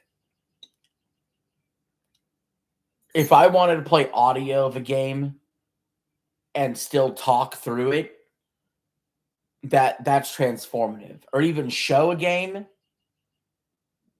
that's transformative content with my commentary on it. And I should be able to do so. I should be able to turn this camera around and put it on the television and it'd be transformative. Now, I agree there should be certain rules.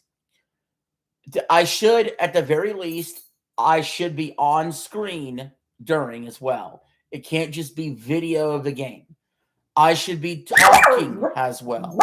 It shouldn't just be the commentators doing the work, right?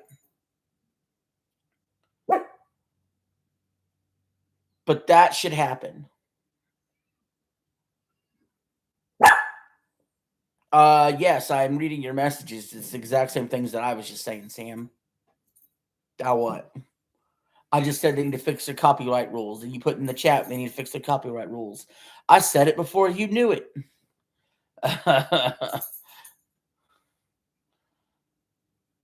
Pause Unpause finally brought back 6 and 19 of We Fit You 30-day challenge.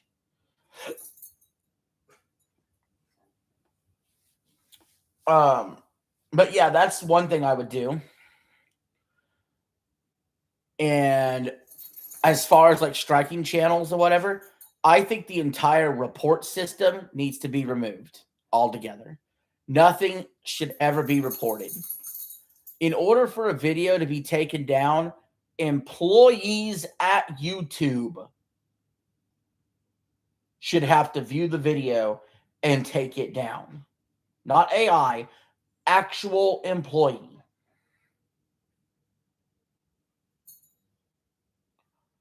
And get rid of the report flagging bullshit system.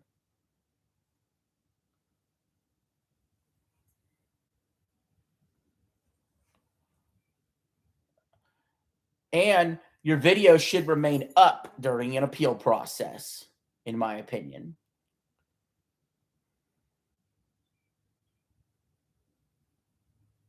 That's simple.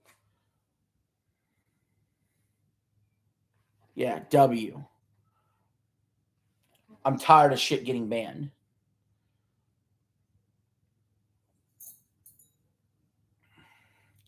And another thing, you should be able to be monetized on YouTube immediately. Immediately monetized. And that way you can and everybody should be able to have an AdSense account once they sign up for it. So, like, I still think you keep the AdSense money. You could even lower the AdSense money to make this happen. But, like, and you should be able to, I should right now be able to have freaking memberships open. Like, just because I don't have 500 subs, I can't have memberships open. I should be able to set up my own memberships.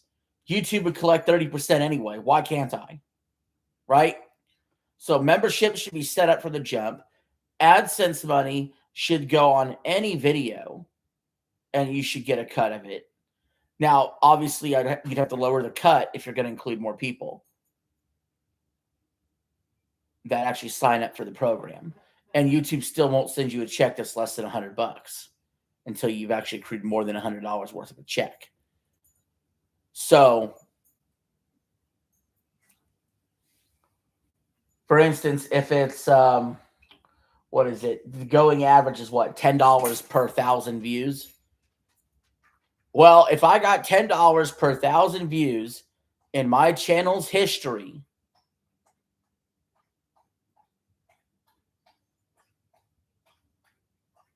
then I would have made $1,300 lifetime on this channel. Because I have about 130,000 views lifetime in this channel. So I would have made $1,300 in the last 2 years on this channel if I was AdSense from the jump. And everybody had the same $10 CPM per 1,000 views. That's what they should do. So if I have a video that has 100 views, that's basically $1 worth of CPM. Javier, was that your birthday party?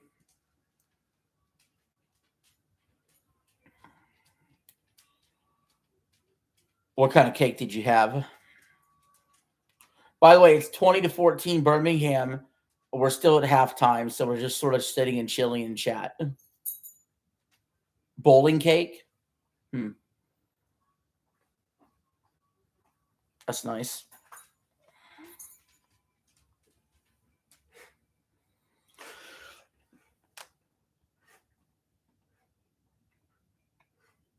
Chocolate cake. I prefer vanilla, white, whatever cake. Yellow cake. Actually, the best cake really is the one that's like, it's a yellow cake like Betty Crocker, but with chocolate icing.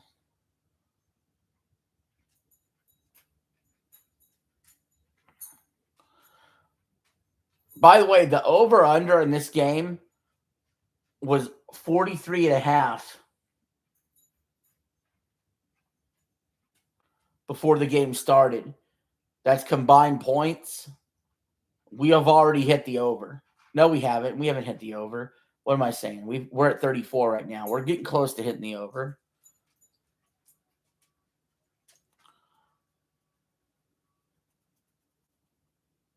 Hey, Sam, I seen you, and I'm talking to you, bud.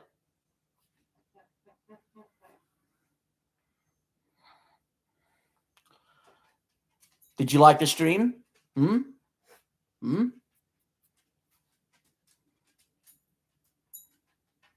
Okay, thank you. Thank you. Did you donate to my PayPal?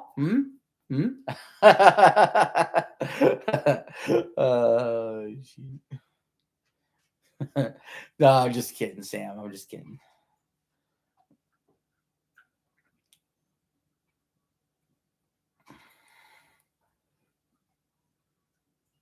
My PayPal, it's my Cash App. What am I saying? It's my Cash App.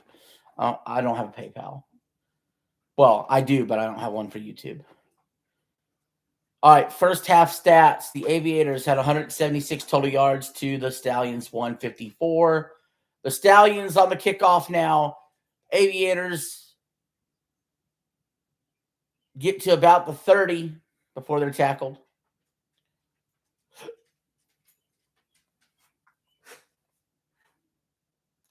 Morton is 8 of 14 for 104 yards and 2 touchdowns, 3 carries for 20 yards. He's taking the field now.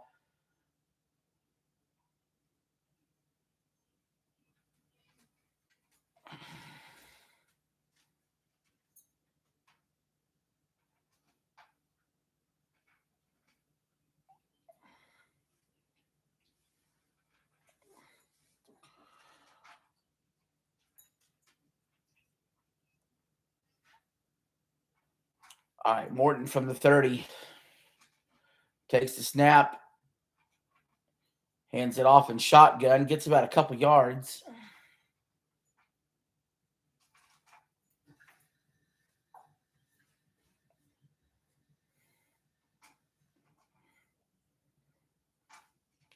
That's going to be 2nd and 8 for Columbus.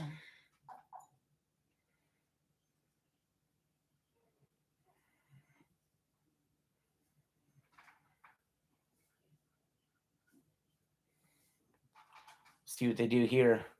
4 wide receiver set. Actually, the tight end was split out wide. He went into motion. Running back takes an outside run. Gets it down about the 39-yard line. It's going to be a 3rd and 1. Did you have a Matthew, Mark, Luke, and John at your birthday party?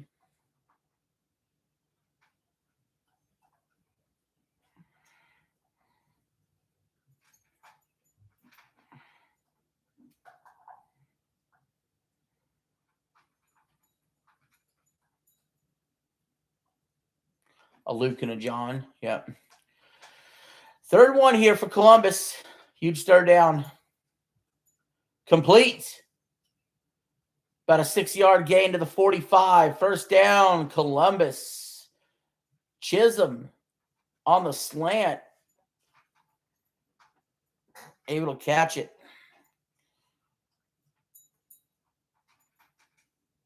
Last time you asked me to come to my house, I said yes. And then you said, why would I go to a stranger's house? So again, you are welcome to. I don't mind. But don't panic because I said yes, okay? Can you do that for me, Sam?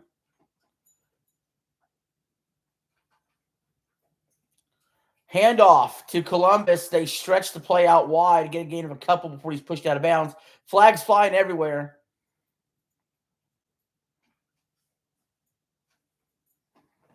Connor City. I don't know what Connor City is.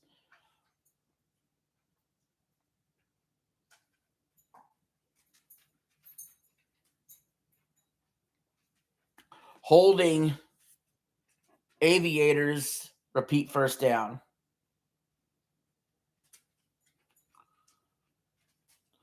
Yeah, fuck the quartering. Like, this whole flagging bullshit and whatever, it's affecting other channels too. Like even Raymond Thoughts and Minds went down. That wasn't due to the quartering, but that was more people are now okay flagging people, and that caused Raymond to get flagged. All right, Morton scrambling. Throws it incomplete. It's going to be 2nd and 20.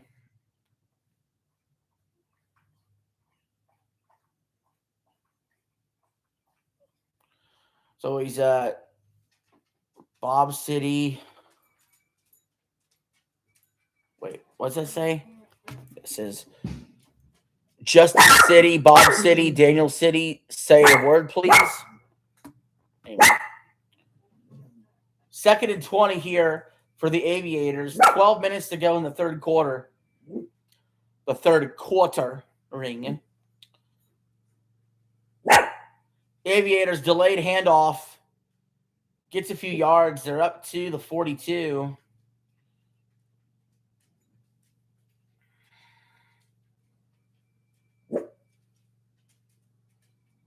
Third and 13. Let's see what they're able to do here. The offense has stalled the last few drives. I'm not cooking nothing. I ate a bologna sandwich before I started streaming. 2 bologna sandwiches, actually. So I'm pretty full. All right, 3rd and 13. Aviators throw it complete middle of the field. He gets to about the 48. Probably a blessing in disguise he didn't cross the 50, because in the UFL, if you cross the 50, you have to go for it on 4th down or kick the field goal. You can't punt. But right now, Columbus will be able to punt on this 4th and 7 and try to pin Birmingham deep in their own territory. Yeah, we all miss Paul Walker. And like I said earlier, it's a shame what happened to Kurt Busch.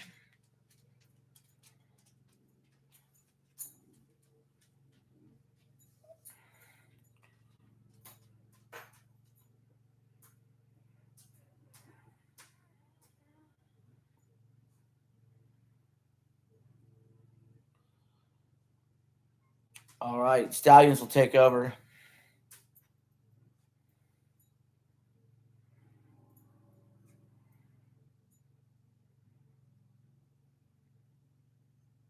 We're on commercial.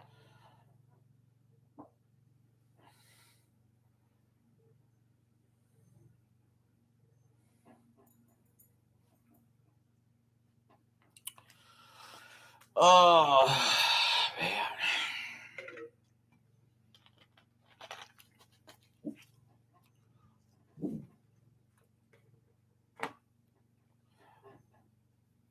My freaking neighbor's mowing their lawn.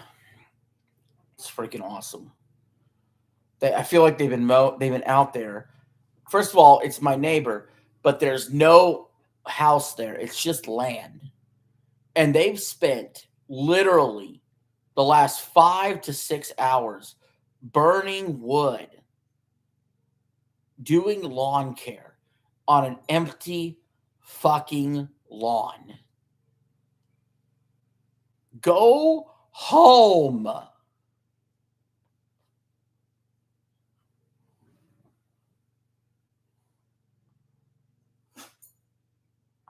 It's not that serious, bro.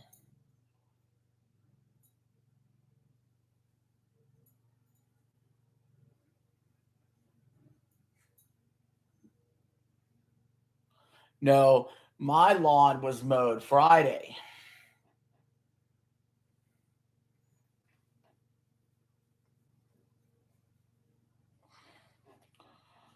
So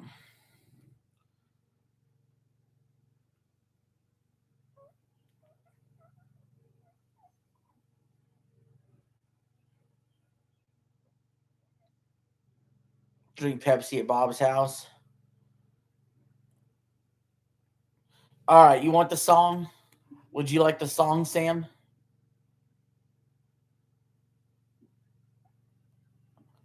All right. Doodles.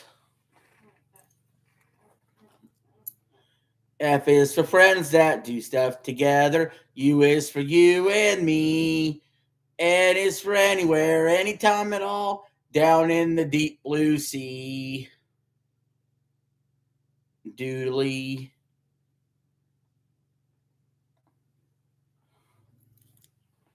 There you go. There you go. Good girl. You did good. Yes, you did good. You did good.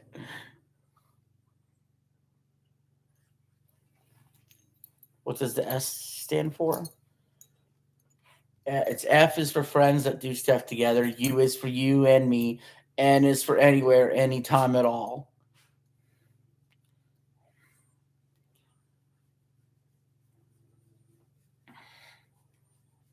All right, we're back from commercial. Birmingham is pinned down inside the 9. 10:34 to go in the third. Fake the handoff. It even fooled me. Throw a slant, incomplete.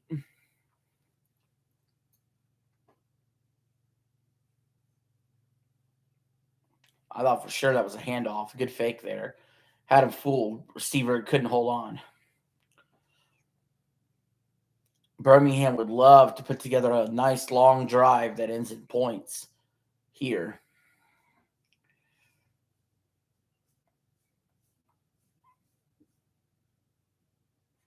What am I making for dinner?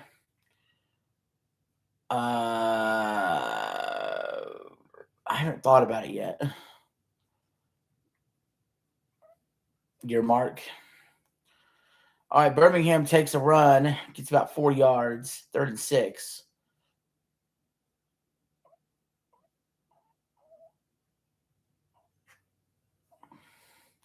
I guess dinner tonight will probably be Salisbury steak.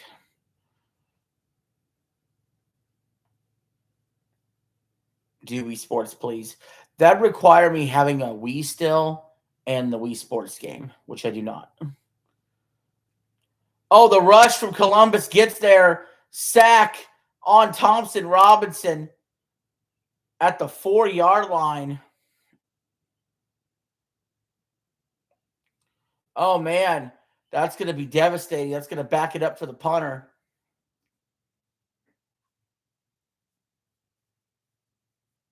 Do Uno, please. I would, but Ubisoft, I think, owns that, and they make you try to sign up for a Uplay account, and I refuse.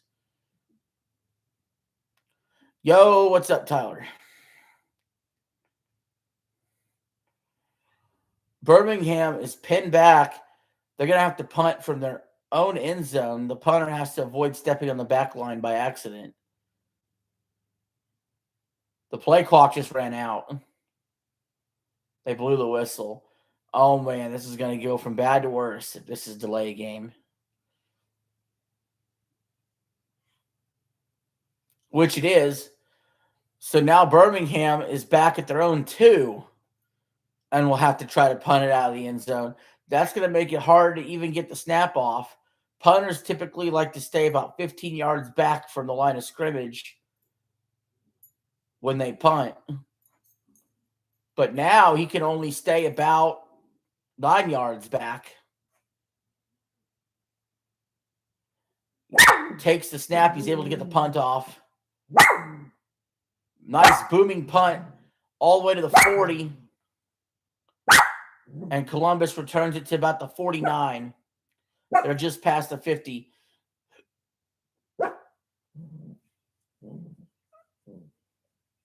The Aviators had the fewest explosive plays in all the UFL, only 18 plays of 20-plus yards. But today they've had 4 plays of 20-plus yards, tying their season high. Can you talk to David? There is no David here. So Morton is 10 of 17, 116 yards, 2 touchdowns. Columbus needs this drive to go well. There's 8:11 left in the third.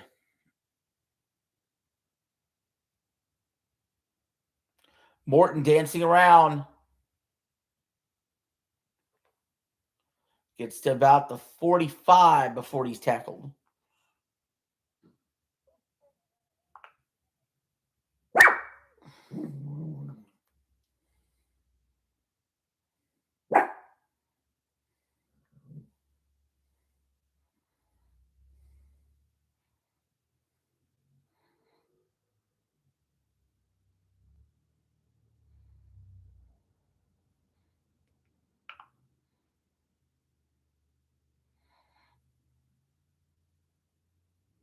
Handoff goes nowhere. It's going to be 3rd and 7 from the 45 for Columbus. They're past midfield, so they'll have a decision to make if they don't get the first down here.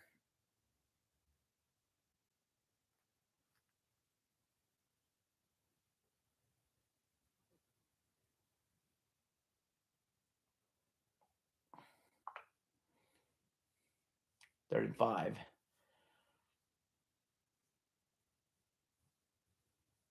Less than 7 minutes in the third. Throw behind the receiver, incomplete. It's going to be 4th and 5. Have a feeling here Columbus is going to go for it. They're not going to opt to kick the super long field goal.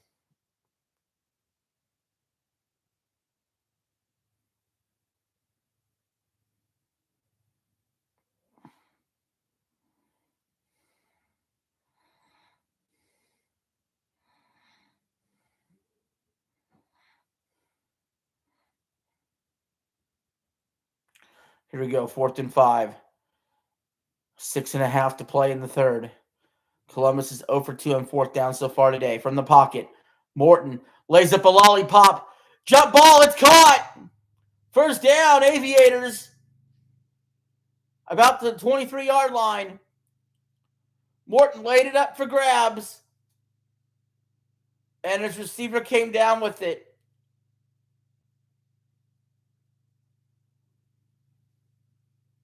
There is no David. Yeah.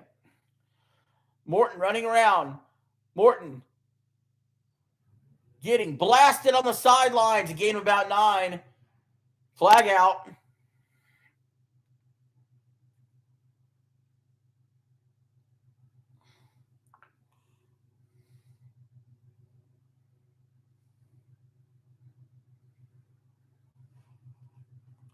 Flag out.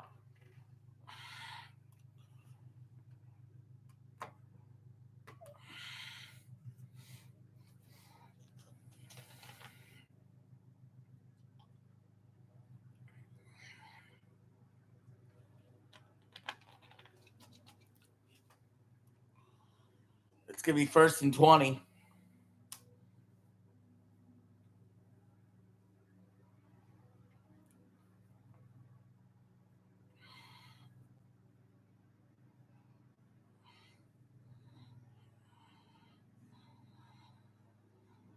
We go from the 34. Morton scrambling, throwing. He's got a receiver. Open, he caught. He juggled it, but caught it. Into the end zone. Touchdown, Columbus.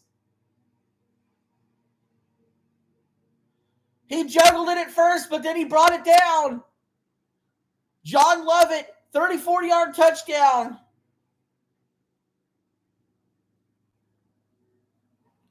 With 5:16 to go in the third, the Aviators find themselves down 23-20.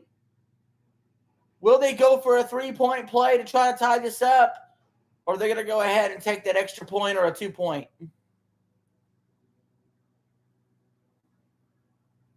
I don't think they have to go for the 3-point play yet. They probably just take the extra point and move on.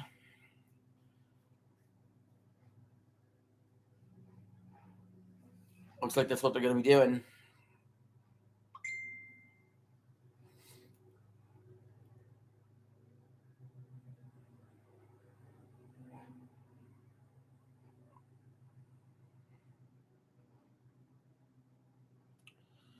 There's a penalty out.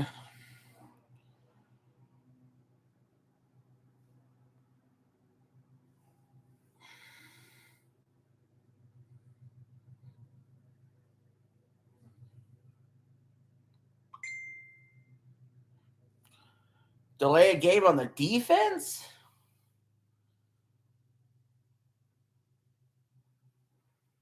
I'm not sure what happened there.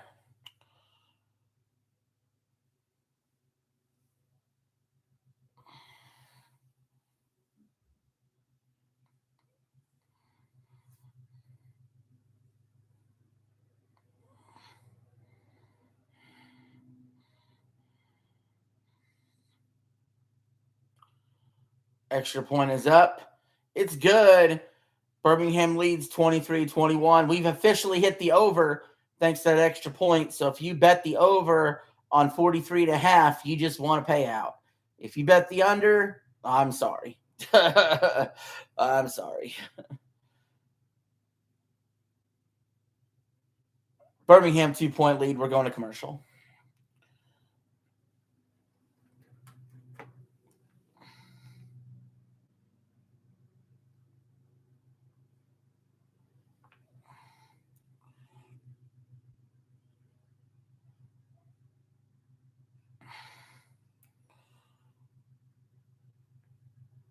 Good game so far.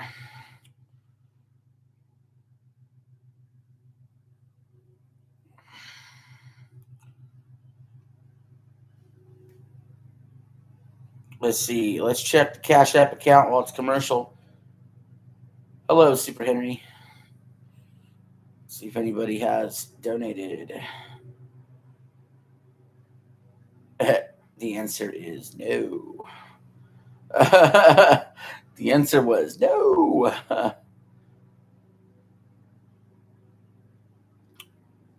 That shouldn't come as a surprise, I guess. It happens.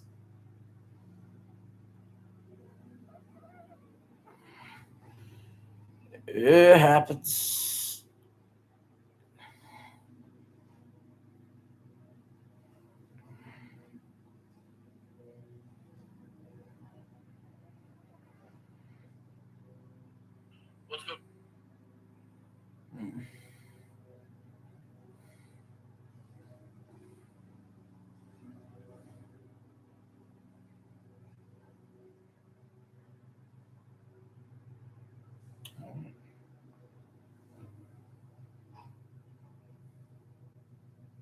Cash, yeah, we should. I don't know why it doesn't pop in the short.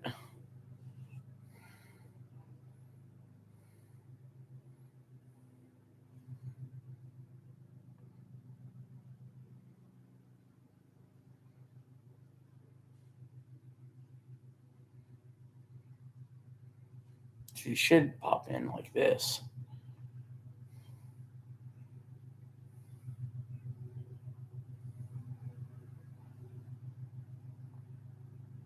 Yeah.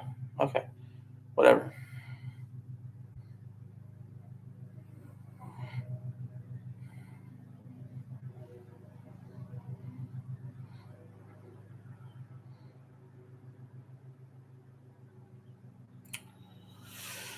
Oh man.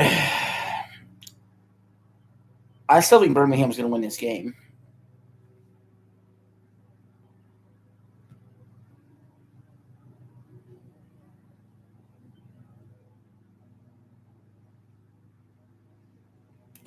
Do we play?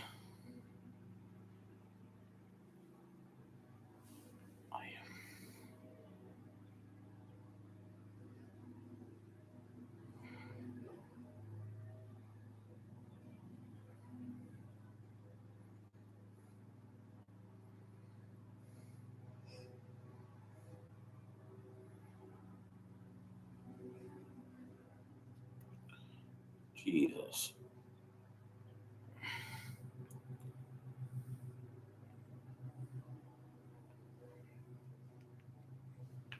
All right, kickoff.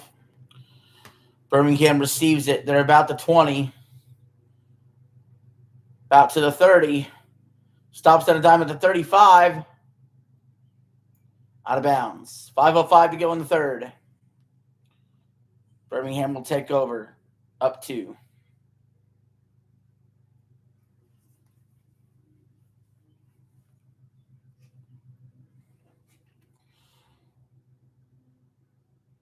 Sam, thank you for being here. Thank you for chatting.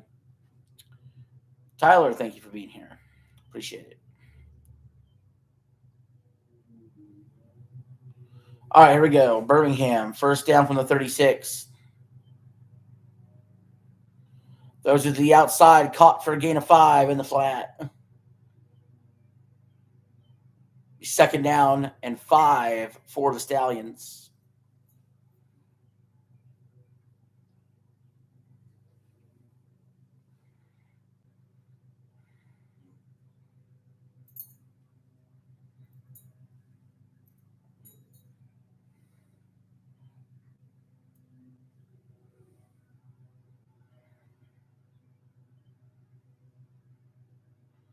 Short little run right there, again of a couple.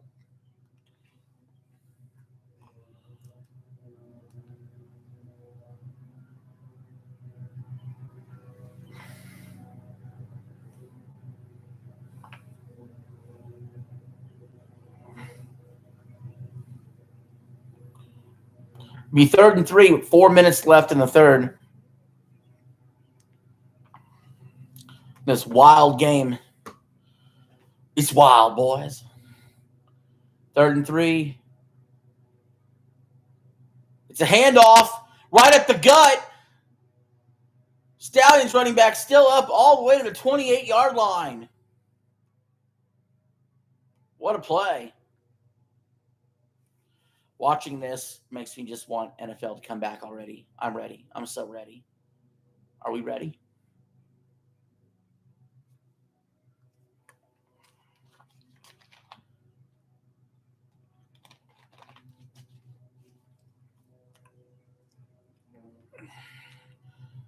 And now Stallions on that handoff, they get no gain. It's going to be 2nd down. We got 3:15 left in the 3rd.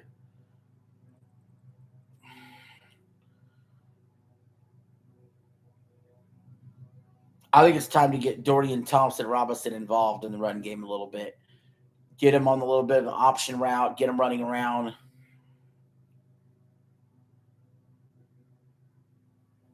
You have to view this game as a playoff game for the Stallions. Little pass to the flat. Caught for a gain of 1. And again, all that really matters in the UFL is just get in the tournament. Like, yes, you're going to have, like, in that semifinal round, have to go on the road if you're the 4 seed. But I think almost more than any other sport, home field advantage does not matter as much in the UFL unless you're playing a team like the St. Louis Battlehawks or the DC Defenders that actually have a home crowd that could affect you. 3rd and 8, Thompson-Robinson, 5 wide receivers. So just get in the show and see what happens. That's a strange play. They just throw a little 1-yard out route to the flat, pushed out of bounds, gain of 1 yard. So, I mean, just really bad on this last few plays of just not really doing anything to push the ball down the field. It was literally 1 yard, 1 yard, 2 yards. And now it's 4th and 6, and they have to settle for a field goal.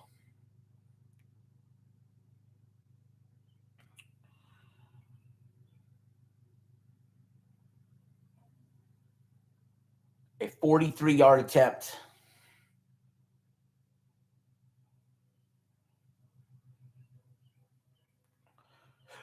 The kick is up and good. Stallions lead 26-21 with 1:23 left in the 3rd.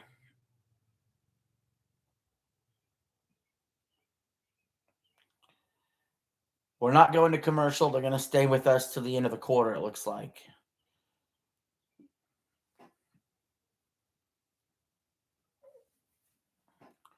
I wonder what the 4th quarter will have in store for us. It's been a hell of a game. But yeah, considering that the United Bowl is at a neutral site, considering there's only 4 teams in the playoffs,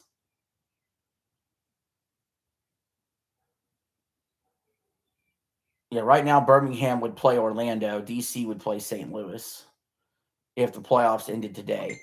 If Birmingham loses, though, Louisville's kicked up currently into that 4th spot. We should, tomorrow, the plan is for us to watch Louisville versus Dallas. Those are 2 teams that are trying to catch Birmingham for that 4th spot in the playoffs.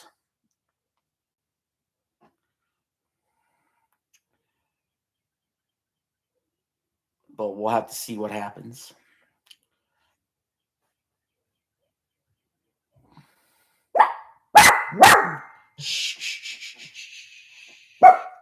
Birmingham kickoff.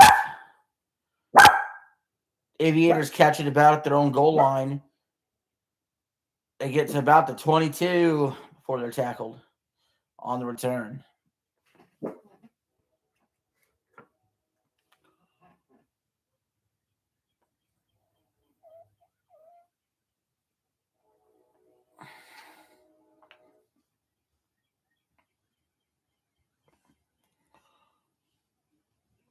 Jeez.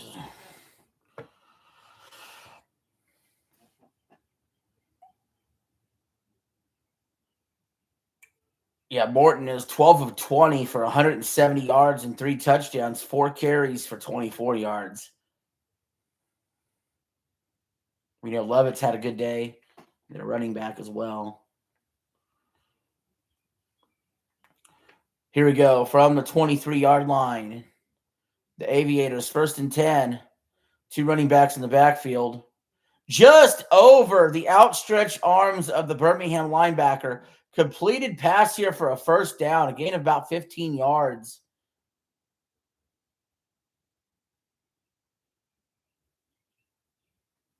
Morton has been deadly accurate today. And now with 50 seconds left, you feel like Columbus is on the verge of taking the lead. From the 36, they now get past the 40.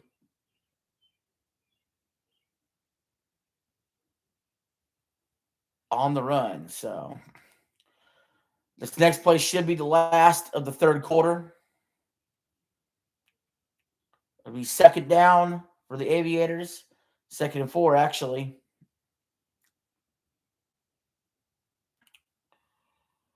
Got about 15 seconds in the quarter, about 12 seconds on the play clock.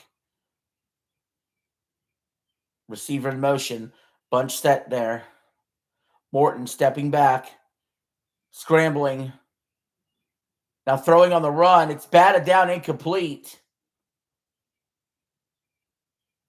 It's going to be 3rd and 4 when we return. The 4th quarter will begin after this commercial break.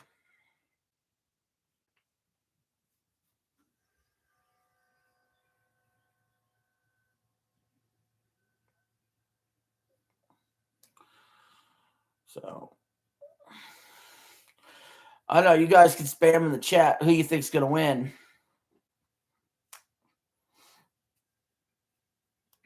Birmingham or Columbus?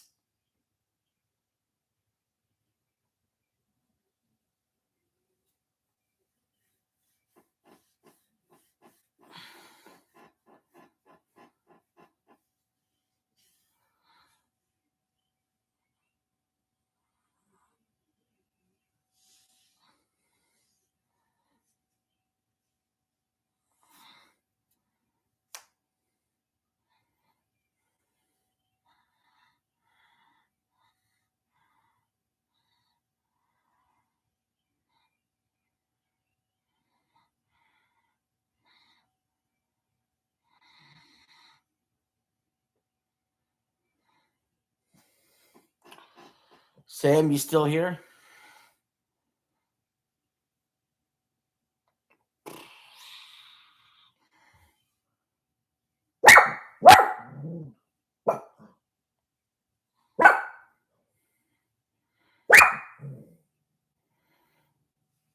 Doodly puff. On commercial right now.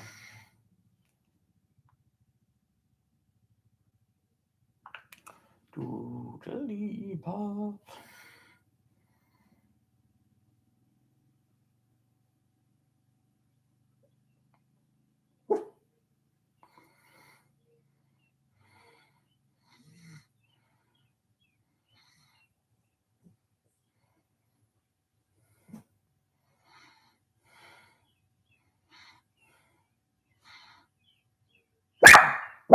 Oh, shoot.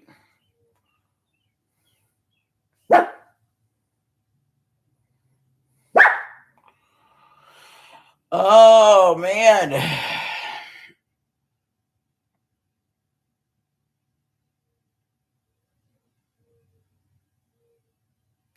What is this?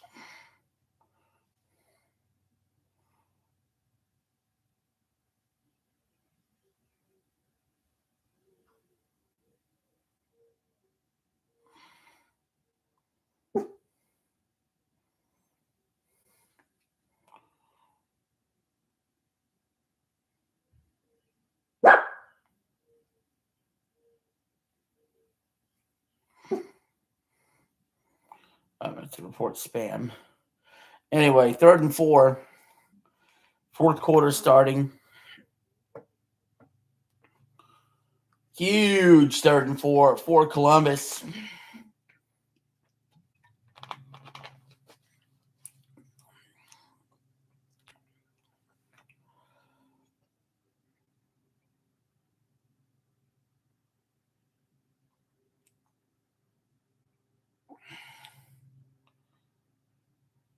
They're at their own 41. Need to get to about the 45. Actually, they're more at the 42. Need to get about the 46. 3rd and 4. Morton stepping up. He's got the sideline. 1st down.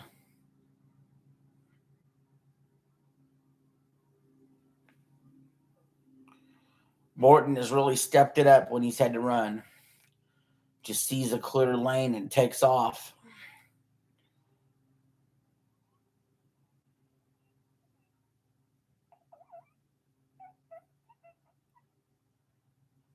That's Morton going to center.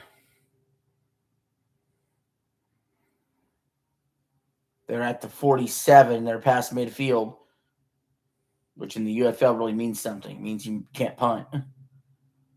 Receiver falls down. He was wide open. If he had kept his feet up, that would have been a huge play.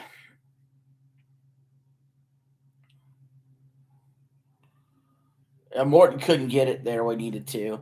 Receiver fell down because he tried to turn around so fast. Morton was way behind the throw there because he couldn't step into it right. So now it'll be 2nd and 10. We got 14 minutes left in this game.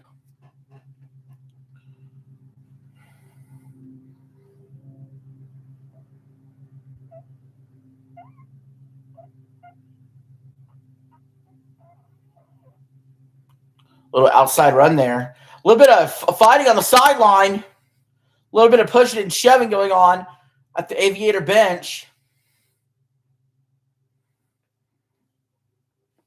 Refs calm it down. No flags thrown.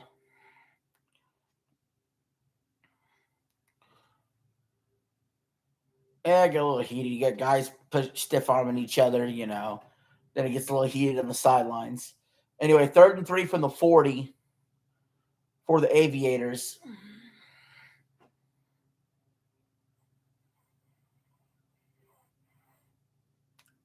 Birmingham brings pressure. The ball is tipped and intercepted by Birmingham. Running down the sidelines, down all the way to the 30. Oh, no. That's not Morton's fault at all. He threw a decent pass there to the receiver, and it just bounces off his hands and into the defender's hands. How unfortunate is that? And just like that, Birmingham takes real control of this game. Yo, Super Henry, Sam in the chat.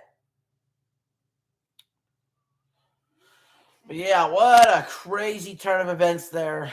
Columbus within field goal range on a 3rd down. Would have been a 1st down. Bounces off his hands. Intercept. And now Birmingham is in field goal range. I hand the ball off. A gain of about 5 for the Stallions.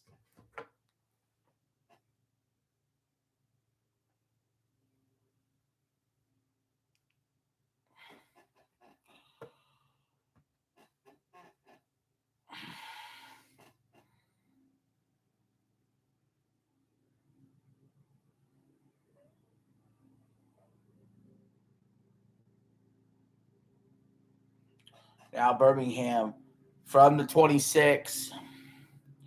2nd and 6.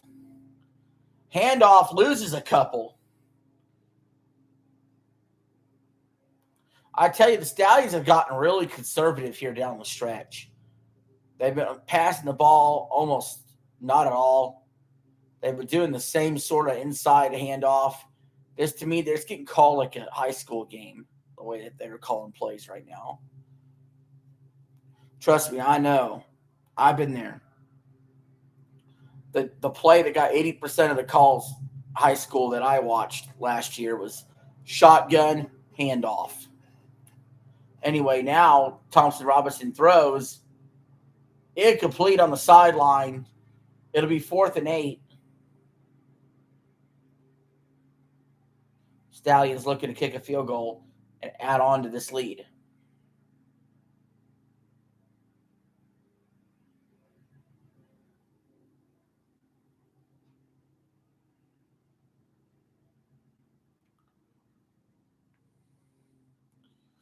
So it's going to be a 4th and 8 here. It's going to be, what is this? About a 46-yard field goal attempt for Birmingham. He's made from 19 and 42 already. The kick is up, and the kick is good. The Stallions take a 29-21 lead. It's still a one-possession game for the Aviators, though, with 11:15 to play. This game is still very much alive and in the balance. Going to commercial.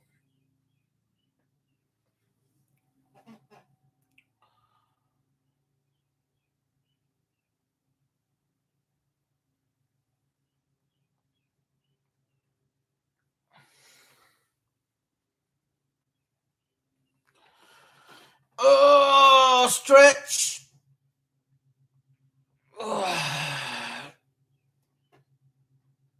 Stretch. We're going down the stretch.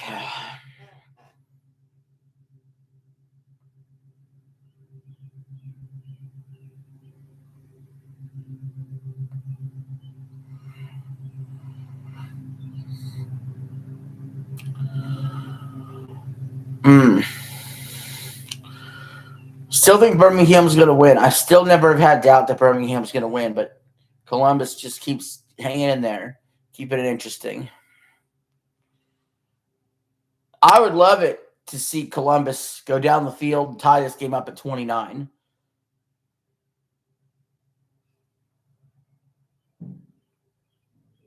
I think it'd be funny.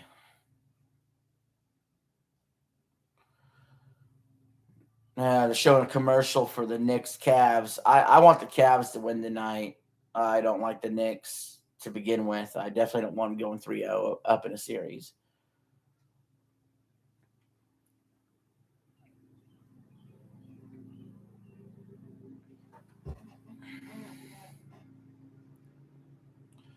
You're Mark, I'm Mark, we're all Mark?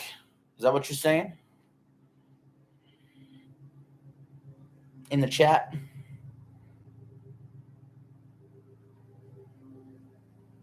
I actually literally don't know how there could still be mowing going on over here. It's been all fucking day.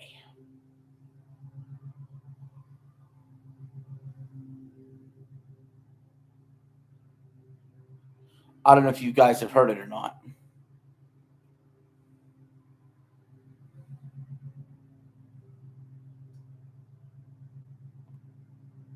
It's like bzz, bzz, bzz, bzz, bzz,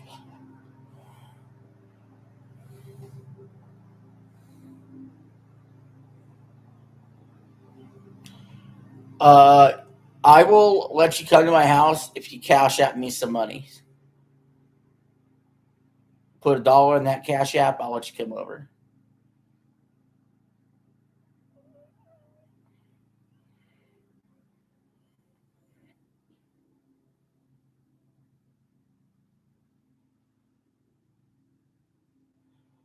Yeah, most people don't.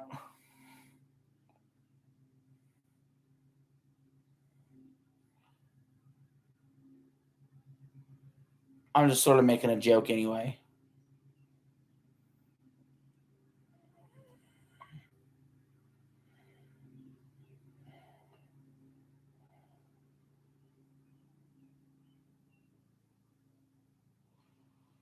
All right, Columbus on the return gets to about the 30. We got 11:10 left in this one. 1st and 10 for the Aviators.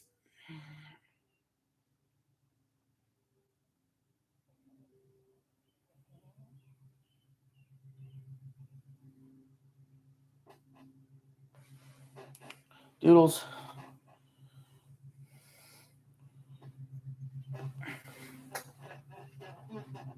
All right, here we go. 1st and 10. Fakes the handoff. Runs out the pocket. Runs for about 5 yards. Gets out of bounds. It'll be 2nd and 5.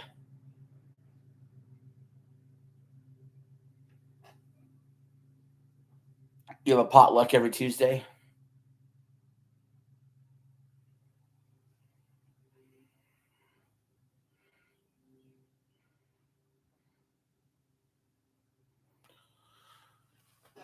Keep showing McCarron talking to his quarterback on the sideline. Let's get back to the action. 5 in the play clock. They get the snap off. Quarterback throws it right before he would cross the line of scrimmage. He threw it. Caught. Big hit, but he holds on to it right at midfield. 1st down, Columbus.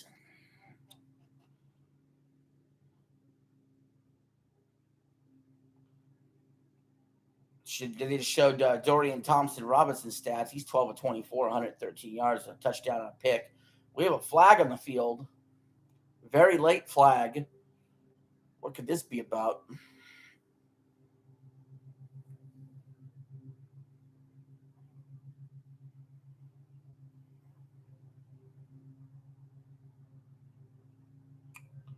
Okay.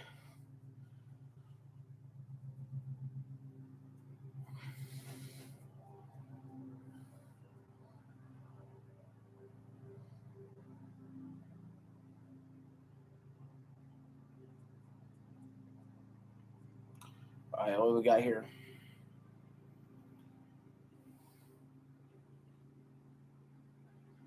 The play clock's still not moving. Game clock's not moving. What is going on?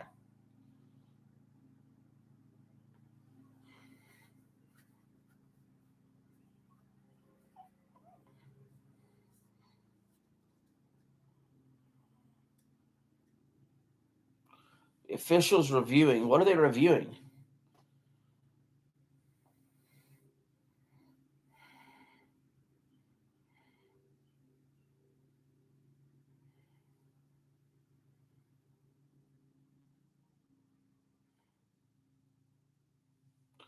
I'm not sure what. Oh, they're reviewing whether or not he crossed the line of scrimmage before he threw it. And they say he did. I don't think he did. So they backed him up 3rd and 10 from the 30 for the Aviators.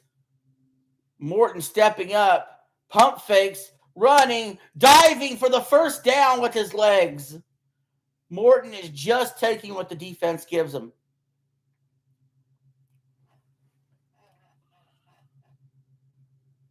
I'm telling you, he reminds me of Cam Newton.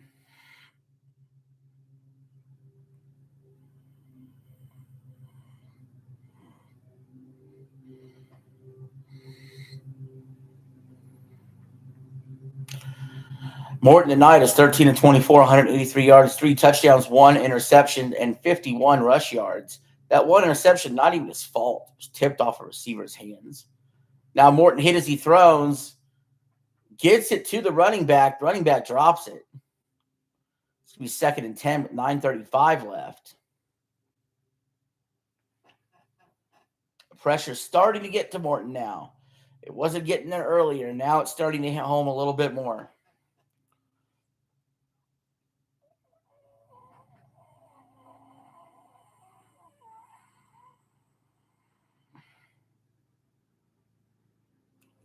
Let's see what this flag's about.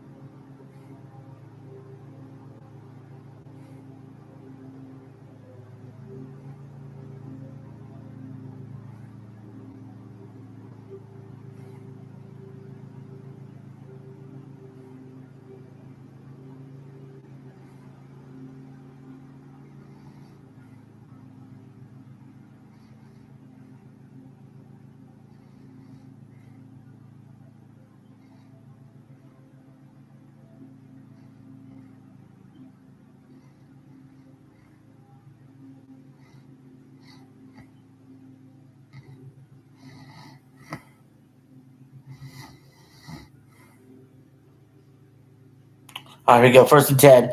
7:44 left in the fourth.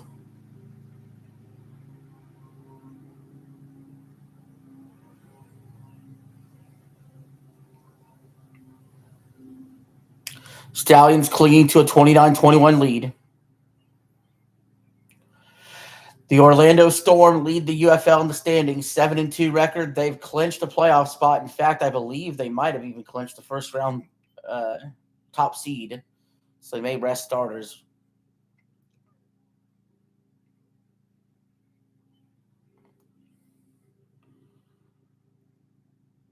Shotgun handoff, a gain of a couple there for the Stallions. But more than anything, are looking to melt time. And if they can just put up a field goal even, they might have this game done.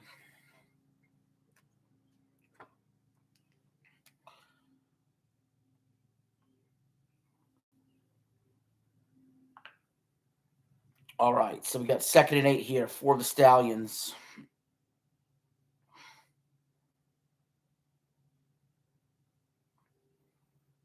From the 24.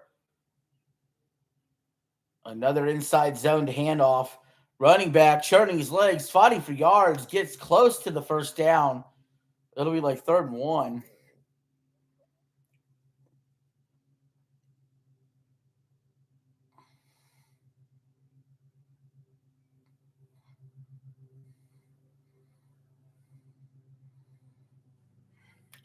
.647 left in the fourth quarter. We have an injured Columbus player. He's walking away on his own power.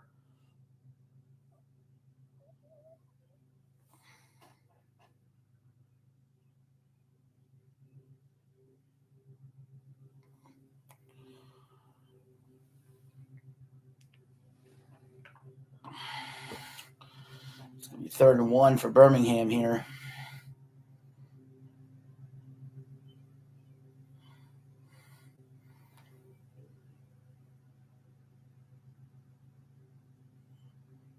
Only 1 of 4 on 3rd downs in the second half. He does just enough to get the first down. Initially stopped and then leans forward and falls over the line. 1st down, Stallions.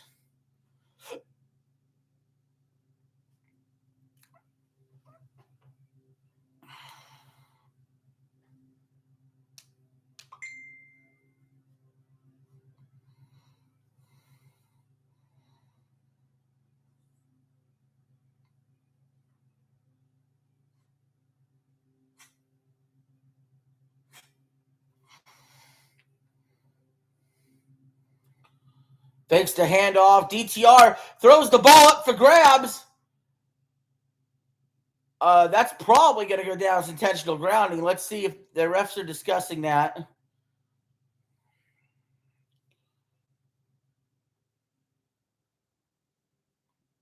Or was his knee down to begin with? They have to look at multiple things in this play. They might as well just blow the whistle on this one and take a look at the replay here. They're going to say his knee was down before he threw it. So now it's 2nd and 17. 5:20 left. Columbus has had 3 sacks today.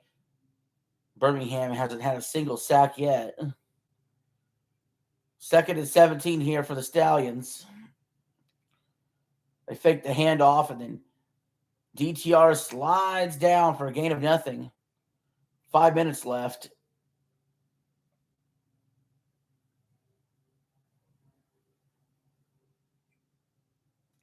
His communications waistband is effed up. They're trying to fix that.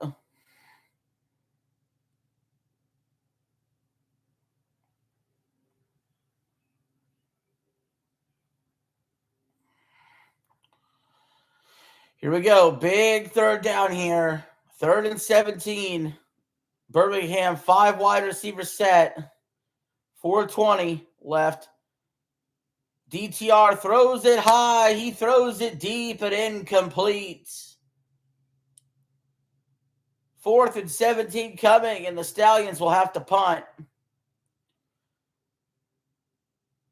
They still were able to melt off a lot of time, though, because of the UFL rules where the clock will still run even after an incompletion. 4 minutes left. Columbus about to get the ball back.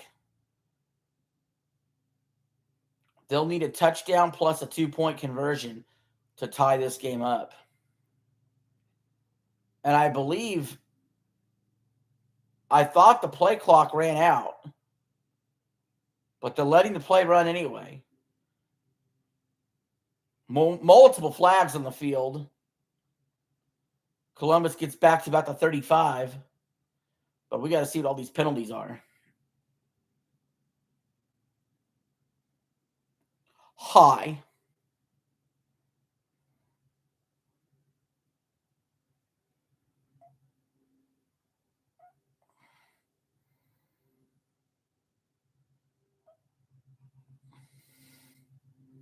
Yeah, we got to figure out what all these penalties are.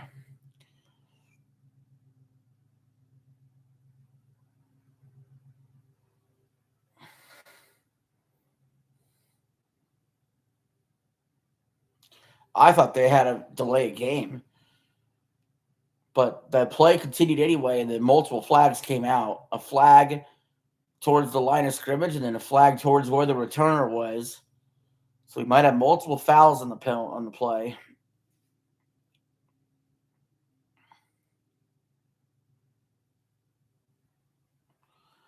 Offsides against Columbus. Penalties declined.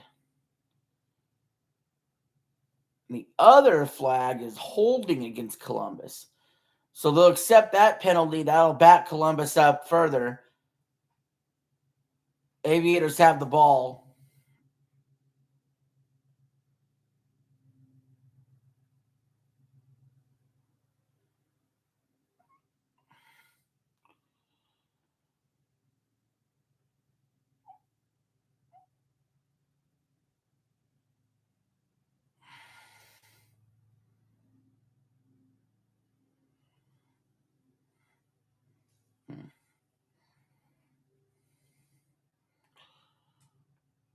Surprised we're not going to commercial.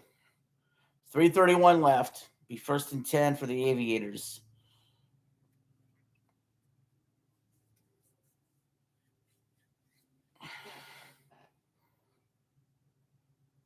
This league is so close. If the Aviators win, they're only one game behind the Stallions.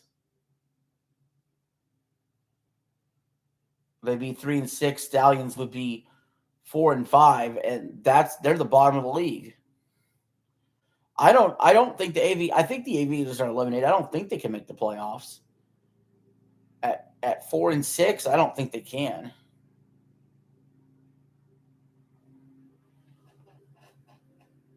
I'd find that hard to believe if they could. I don't think they can. I think they're eliminated. Anyway, first down, pass was incomplete. The Columbus is at their own 9-yard line. They're going to have to go the distance. 3 minutes. Morton on the run. Stiff arms a guy. He gets downfield. Tackled. Inbounds. But with the first down, that's probably what he'll have to do a lot here down the stretch. He's going to have to put himself on the line here.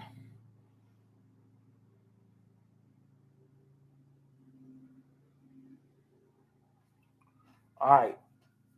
2:25 and counting. Columbus needs to hurry up a little bit more than they are. A little bit more sense of urgency. 23-yard line. Morton throws it wide open. Caught by the tight end. He wasn't tackled. He got back up. And now he's brought down. What a throw.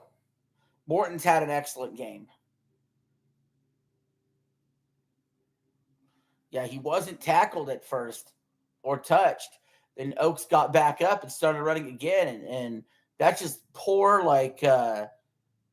defensive player, poor performance there. Not just tapping and make sure he's down by contact. That's just like college kid who's now in a pro league, forgetting that you got to be down by contact. Should be the same in all leagues with that. They need to have the same rule.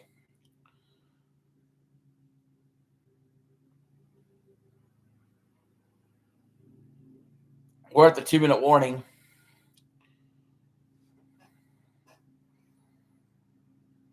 And we're at commercial as well.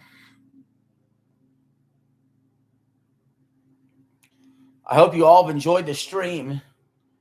We're down to the wire. We need to see a Columbus touchdown and a 2-point conversion to tie this game and send it to overtime. In the UFL, they have an interesting overtime rule. 3 attempts by each team on 2-point plays, shootout style, like hockey shootout or soccer shootout style. And if it's still tied, they continue.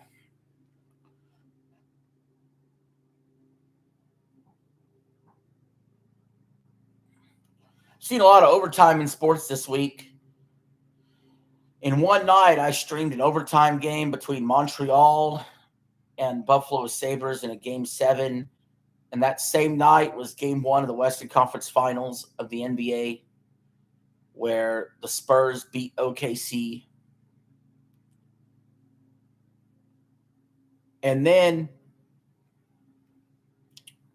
we had that Cavs-Knicks overtime game. The Cavs were up 22, and they blew the lead. And the Knicks ended up winning in overtime in Game 1 of the Eastern Conference Finals.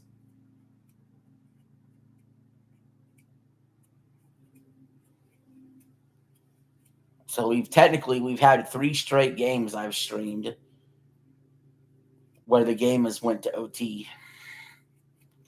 I did not stream Game 2 of the Eastern Conference or Western Conference Finals, or Game 3 of the Western Conference Finals.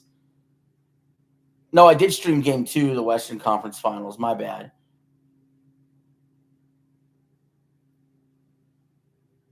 And that was not OT. But we've seen a lot of OT this week. That's my point.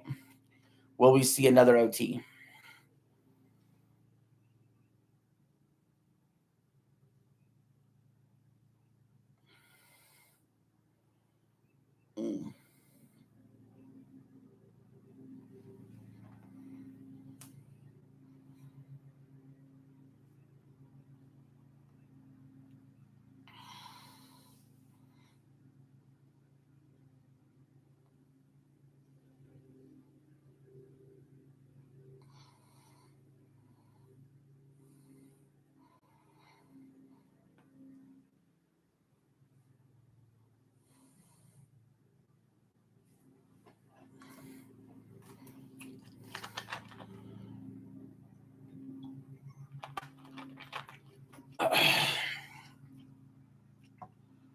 First and 10 for Columbus here at the 48.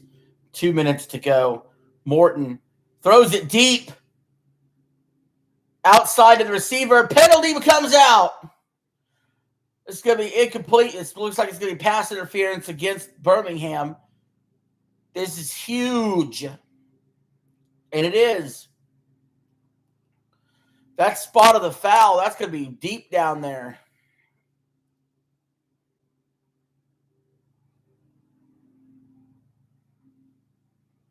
Yep, I see where the contact was.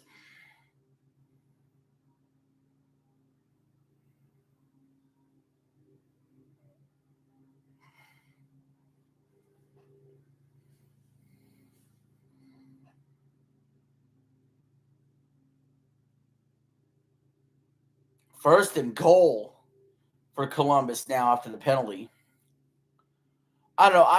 I'm a fan of the only 15 yards for PI. I don't like it being spot of the foul. From the 10-yard line. Shotgun, Morton in the pocket. Nice, calm, cool, collected. Throws it high for his receiver, but incomplete. Yeah, so I'm actually more of a fan probably of college rules than NFL rules. I don't know. There's a mix of UFL, NFL, and college rules that I enjoy. I'll put it that way. I think NFL's got the kickoff right. think they got OT right. Columbus now, 2nd and goal from the 10. Pass incomplete. It'll be 3rd and goal. 1:46 left. But Columbus does have all 3 timeouts in case they don't get it. But no, I like the NFL kickoff rule right now, the dynamic kickoff rule. I like OT in the NFL. No, I don't like OT in the NFL, to be honest with you. I don't know. I think UFL OT is fine with me, honestly. I just don't like ties. All right, here we go. 3rd and goal. Morton. Scrambling. He's going to take off and run it. He's diving for the end zone. He stopped at the 1. Right at the goal line. Columbus should hurry. They should not call a timeout. No matter what, they should not call a timeout. Because if they get stopped, they're going to need that timeout. Get to the line and get a quarterback sneak in. Yeah, he dove.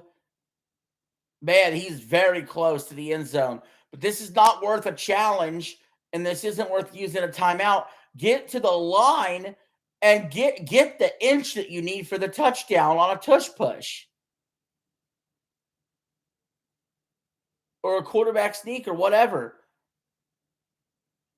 Unless the booth stopped it to review. The booth did stop it to review. It looks, I think he's in.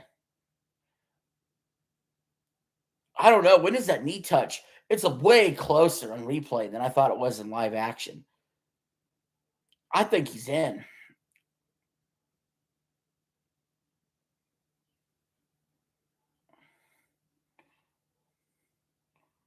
He really laid out.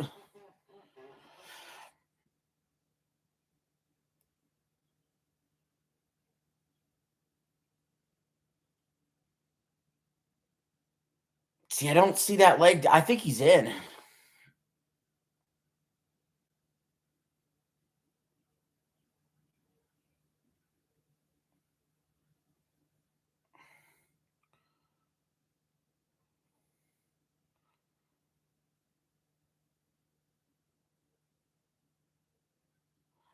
They are giving him the touchdown.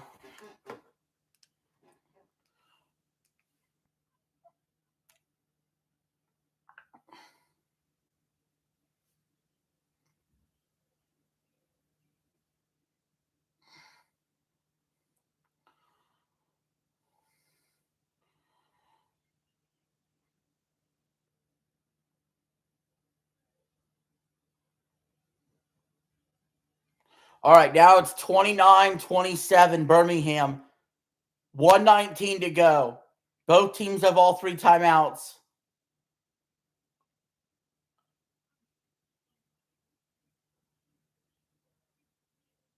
Columbus is going for the 2 to try to tie this up.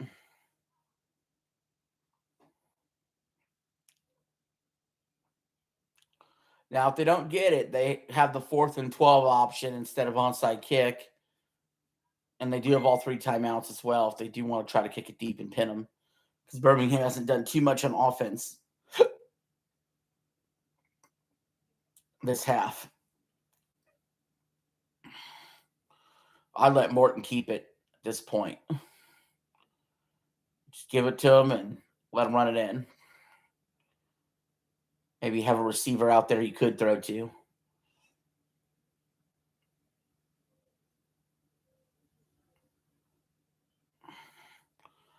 It's Morton throwing it.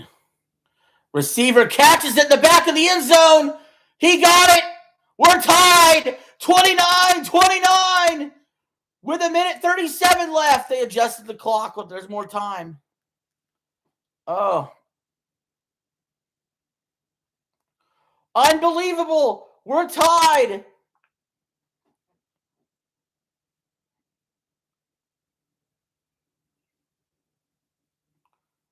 What a game. This is one of the best UFL games I've seen. He somehow was able to bring that down in the back of the end zone. Morton has put this team on his back, carried this team back in this comeback.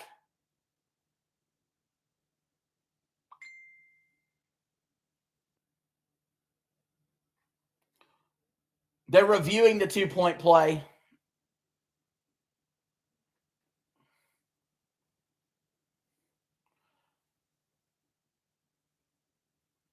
Did he never have his foot down? In the UFL, you only need one foot down. Maybe he never had that foot down. His butt landed, but his butt was out of bounds.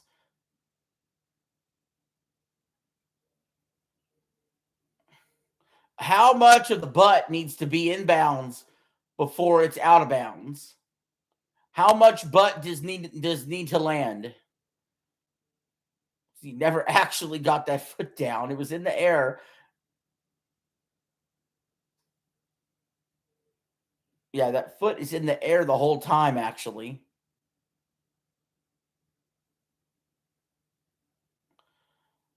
But they're going to uphold the call. I think I agree with that.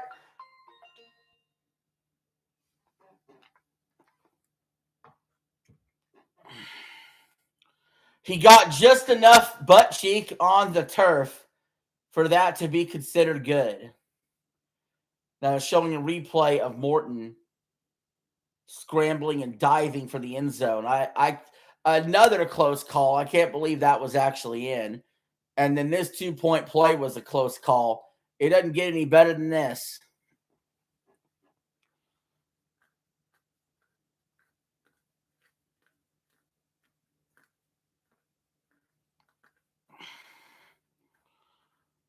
It does not get any better than this. Minute 37 left. Birmingham will have plenty of time.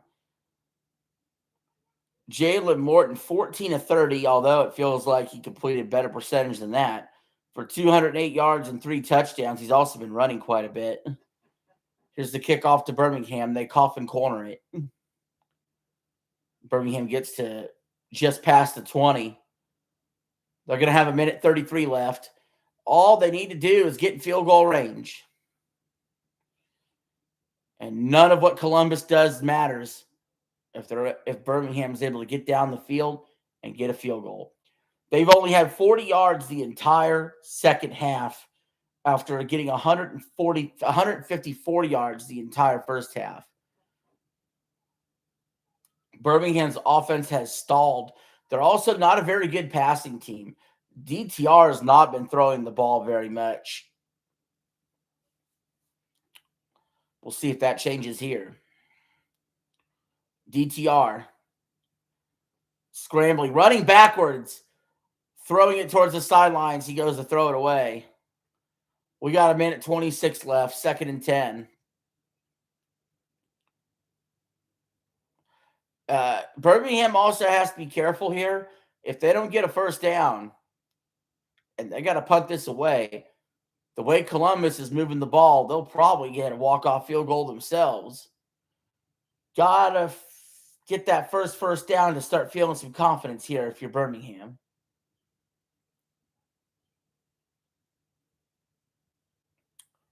Here we go. 2nd and 10 from the 24. DTR throws an interception. Columbus has it. They're running down the sidelines. It's going to be a touchdown.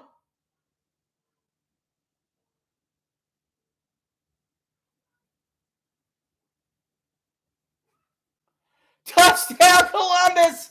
I can't believe it. My phone's dead, by the way. My phone is dead. I don't care. My phone died. Columbus with the touchdown. They're up 35-29.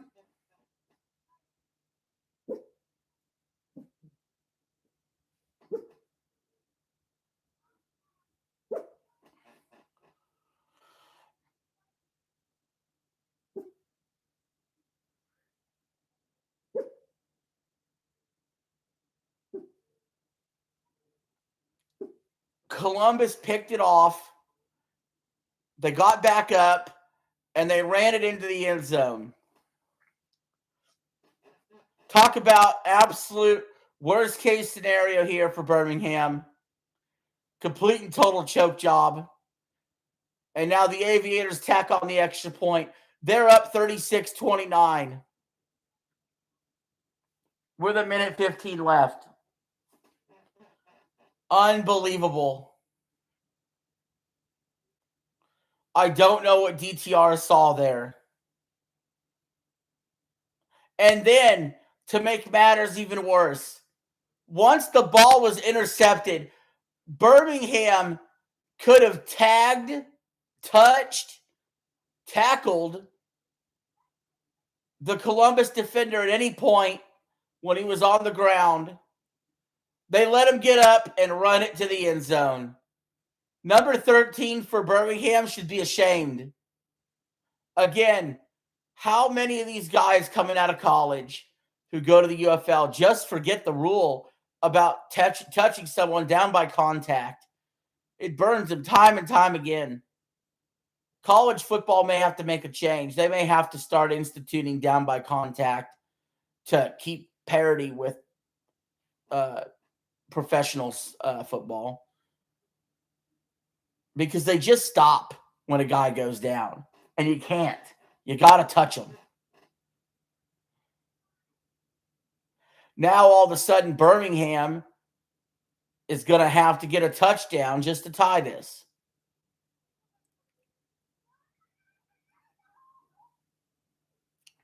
When before, all they needed was a field goal to win.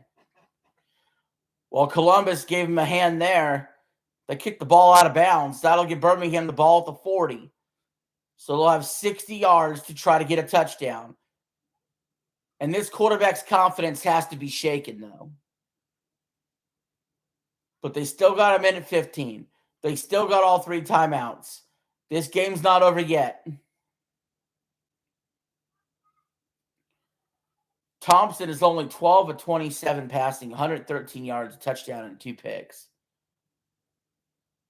He completes the pass. They get to the 46 across midfield and out of bounds. Wouldn't this be something? Wouldn't this be something if Birmingham goes down the field, scores a touchdown, maybe even goes for 2 in the win, which I would do, to try to steal it after giving it away. So now at the 47-yard line, 1st and 10 for Birmingham.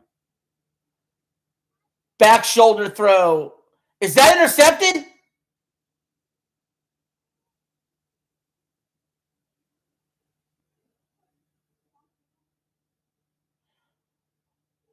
We got to check this out. Oh my God, he might have intercepted that. No, that ball's moving. It hit the ground. I think that's incomplete.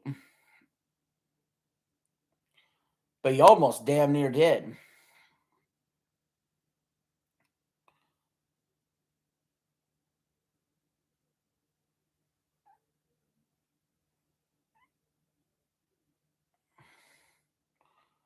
Good effort.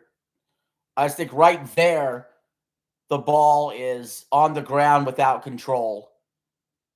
So I think this is going down as an incomplete pass.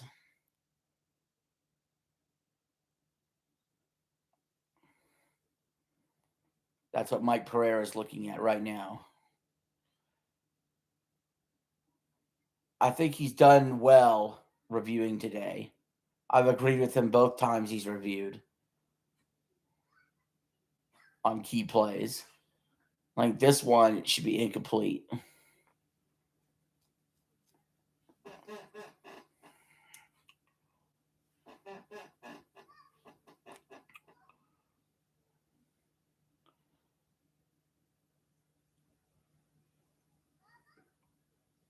Columbus challenge. I thought we were already looking at it. Oh, they're challenging potential offensive pass interference.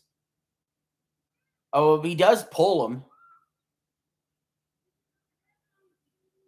Yeah, he does grab and turn. I think so he's reviewing the play again, this time for offensive pass interference. Columbus has used their super challenge.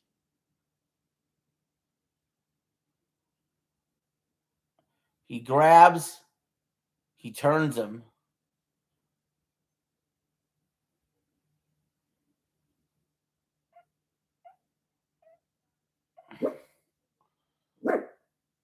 I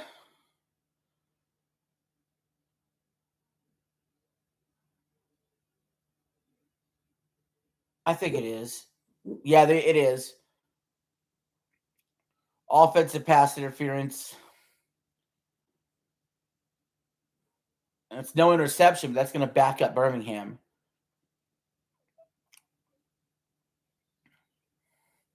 Surprised Pereira didn't catch it on the first review about the OPI.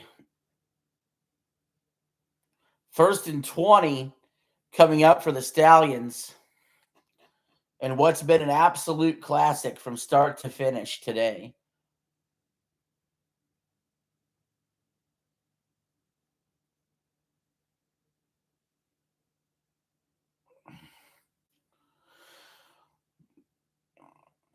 The Stallions are backed up to their own 43. They got 57 yards to the end zone. Here we go. 1st and 20. Minute 4 left. DTR throws it in the flat. Instead of getting out of bounds, the running back jump cuts to the middle of the field.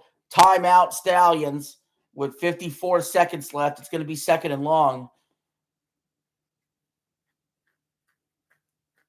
At this point, this is going to be the Stallions' final stand. And they're going to have to push the ball down the field. They've readjusted the clock to 56 seconds left.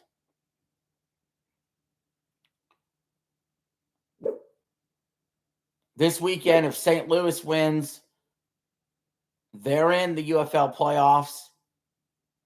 If Columbus wins today, the DC Defenders clinch a spot. Birmingham cannot clinch this weekend. That's because they're fighting with the Stallions and the Renegades for that 4th spot in the UFL. Orlando Storm clinches the 1 seed with a win by Houston against the Battlehawks. That's what's going on there with the playoff standings. From the 47, the Stallions throw it deep, middle of the field, caught. Down to the 33. 1st down, they need to hurry. Clock stops temporarily. You want to take advantage of that.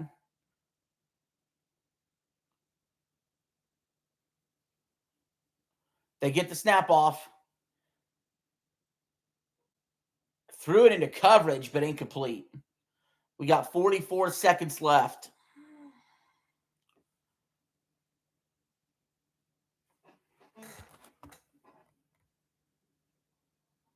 We need the demon mask at all times, please. Oh, shit. I'll get sweaty after over 3 hours of streaming, though. I used to wear the American wrestling mask the whole time. All right, DTR throws it in the middle of the field, incomplete. It'll be 3rd and 10. No, I switch it up from time to time. Sometimes you'll get the mask. Sometimes the demon mask. Sometimes you'll get the American mask. Sometimes you'll get a hat. Sometimes you'll get me with nothing. Just chilling in my lazy boy. Especially long streams like this. Well, yeah, the demon mask is pretty cool. Anyway, 3rd and 10. DTR throws it to the sidelines. It's caught for a 1st down.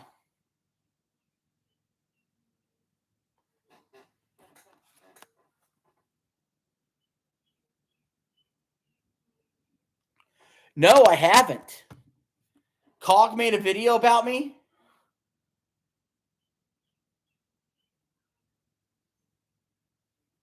I got to check that out. Thank you for telling me. Thank you. I did not know. I have no idea what he said. DTR loses the ball. Birmingham falls on it. They're going to call timeout.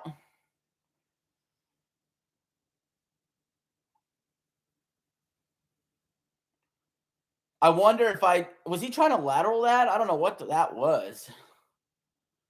But anyway, I don't know. If I just search Cog on YouTube, would that pop up? I don't know. Is it on his YouTube channel?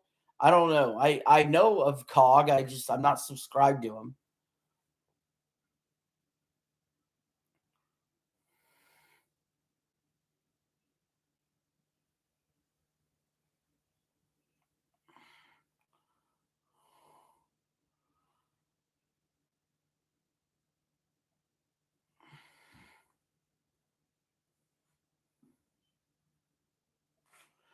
So I don't really get into these I don't really get into the nitty-gritty of like usually what people are saying about me or anything. Like I don't know. I don't have a Twitter anymore. My Twitter was suspended, so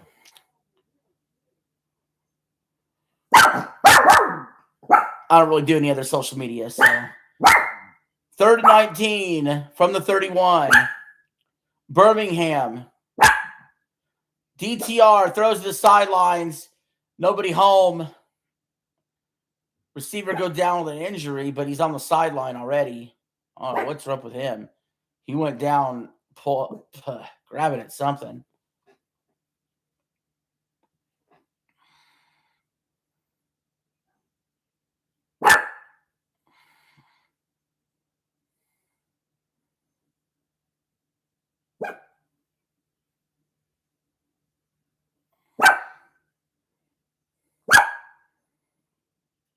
All right, here we go. 3rd and 18, 21 seconds. DTR is going to run. He's hit, tackled. Birmingham's going to have to use a timeout, and they do. Columbus player down. Obviously, the Stallions used their timeout before Columbus was charged with a timeout for injured player. Shh, quiet, Diddles. Quiet.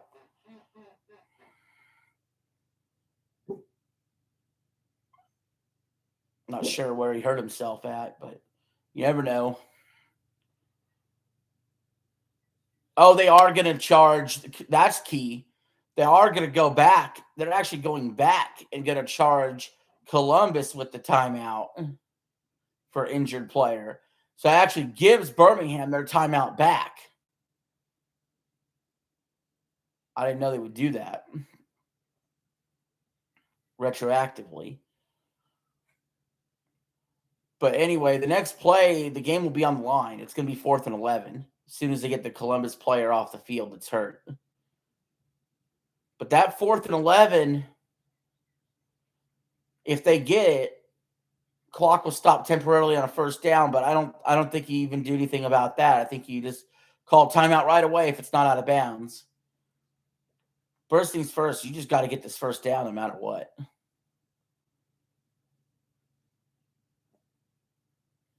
And then your next play is going to be an end zone shot. Unless you get it all here.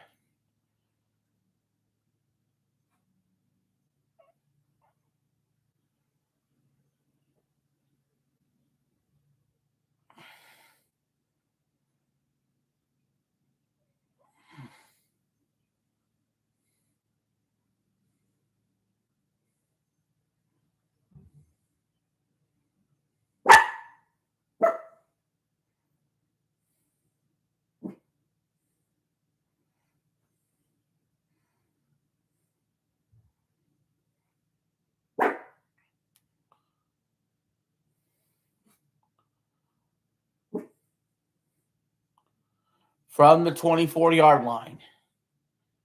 Birmingham on 4th and 11.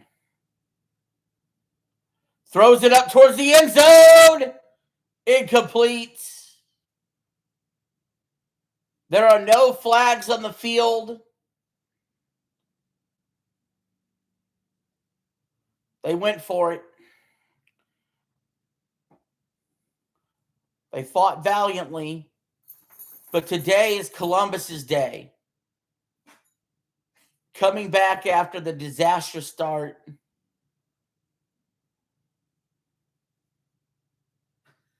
Now, if Birmingham has a super challenge left, they just need to go ahead and try to challenge defensive pass interference, because what else do you have to lose? Challenge it. I think he is challenging it. I don't think you could give that to him.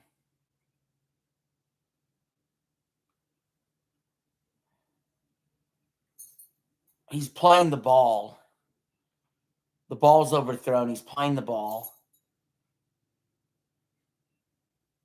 I think I would uphold the call. And me and Mike Carrera have been 4 for 4 today on close calls. Tomorrow we might stream Dallas Renegades and Louisville Kings at 4 Eastern. So keep that in mind, guys. Don't forget to like the stream on your way out. Comment. Subscribe. Even donate to my Cash App if you choose to. But that's it. Call is upheld. Columbus takes a knee. And the Aviators have won. So that's going to conclude this stream. Thank you all for watching. And I will see you all later.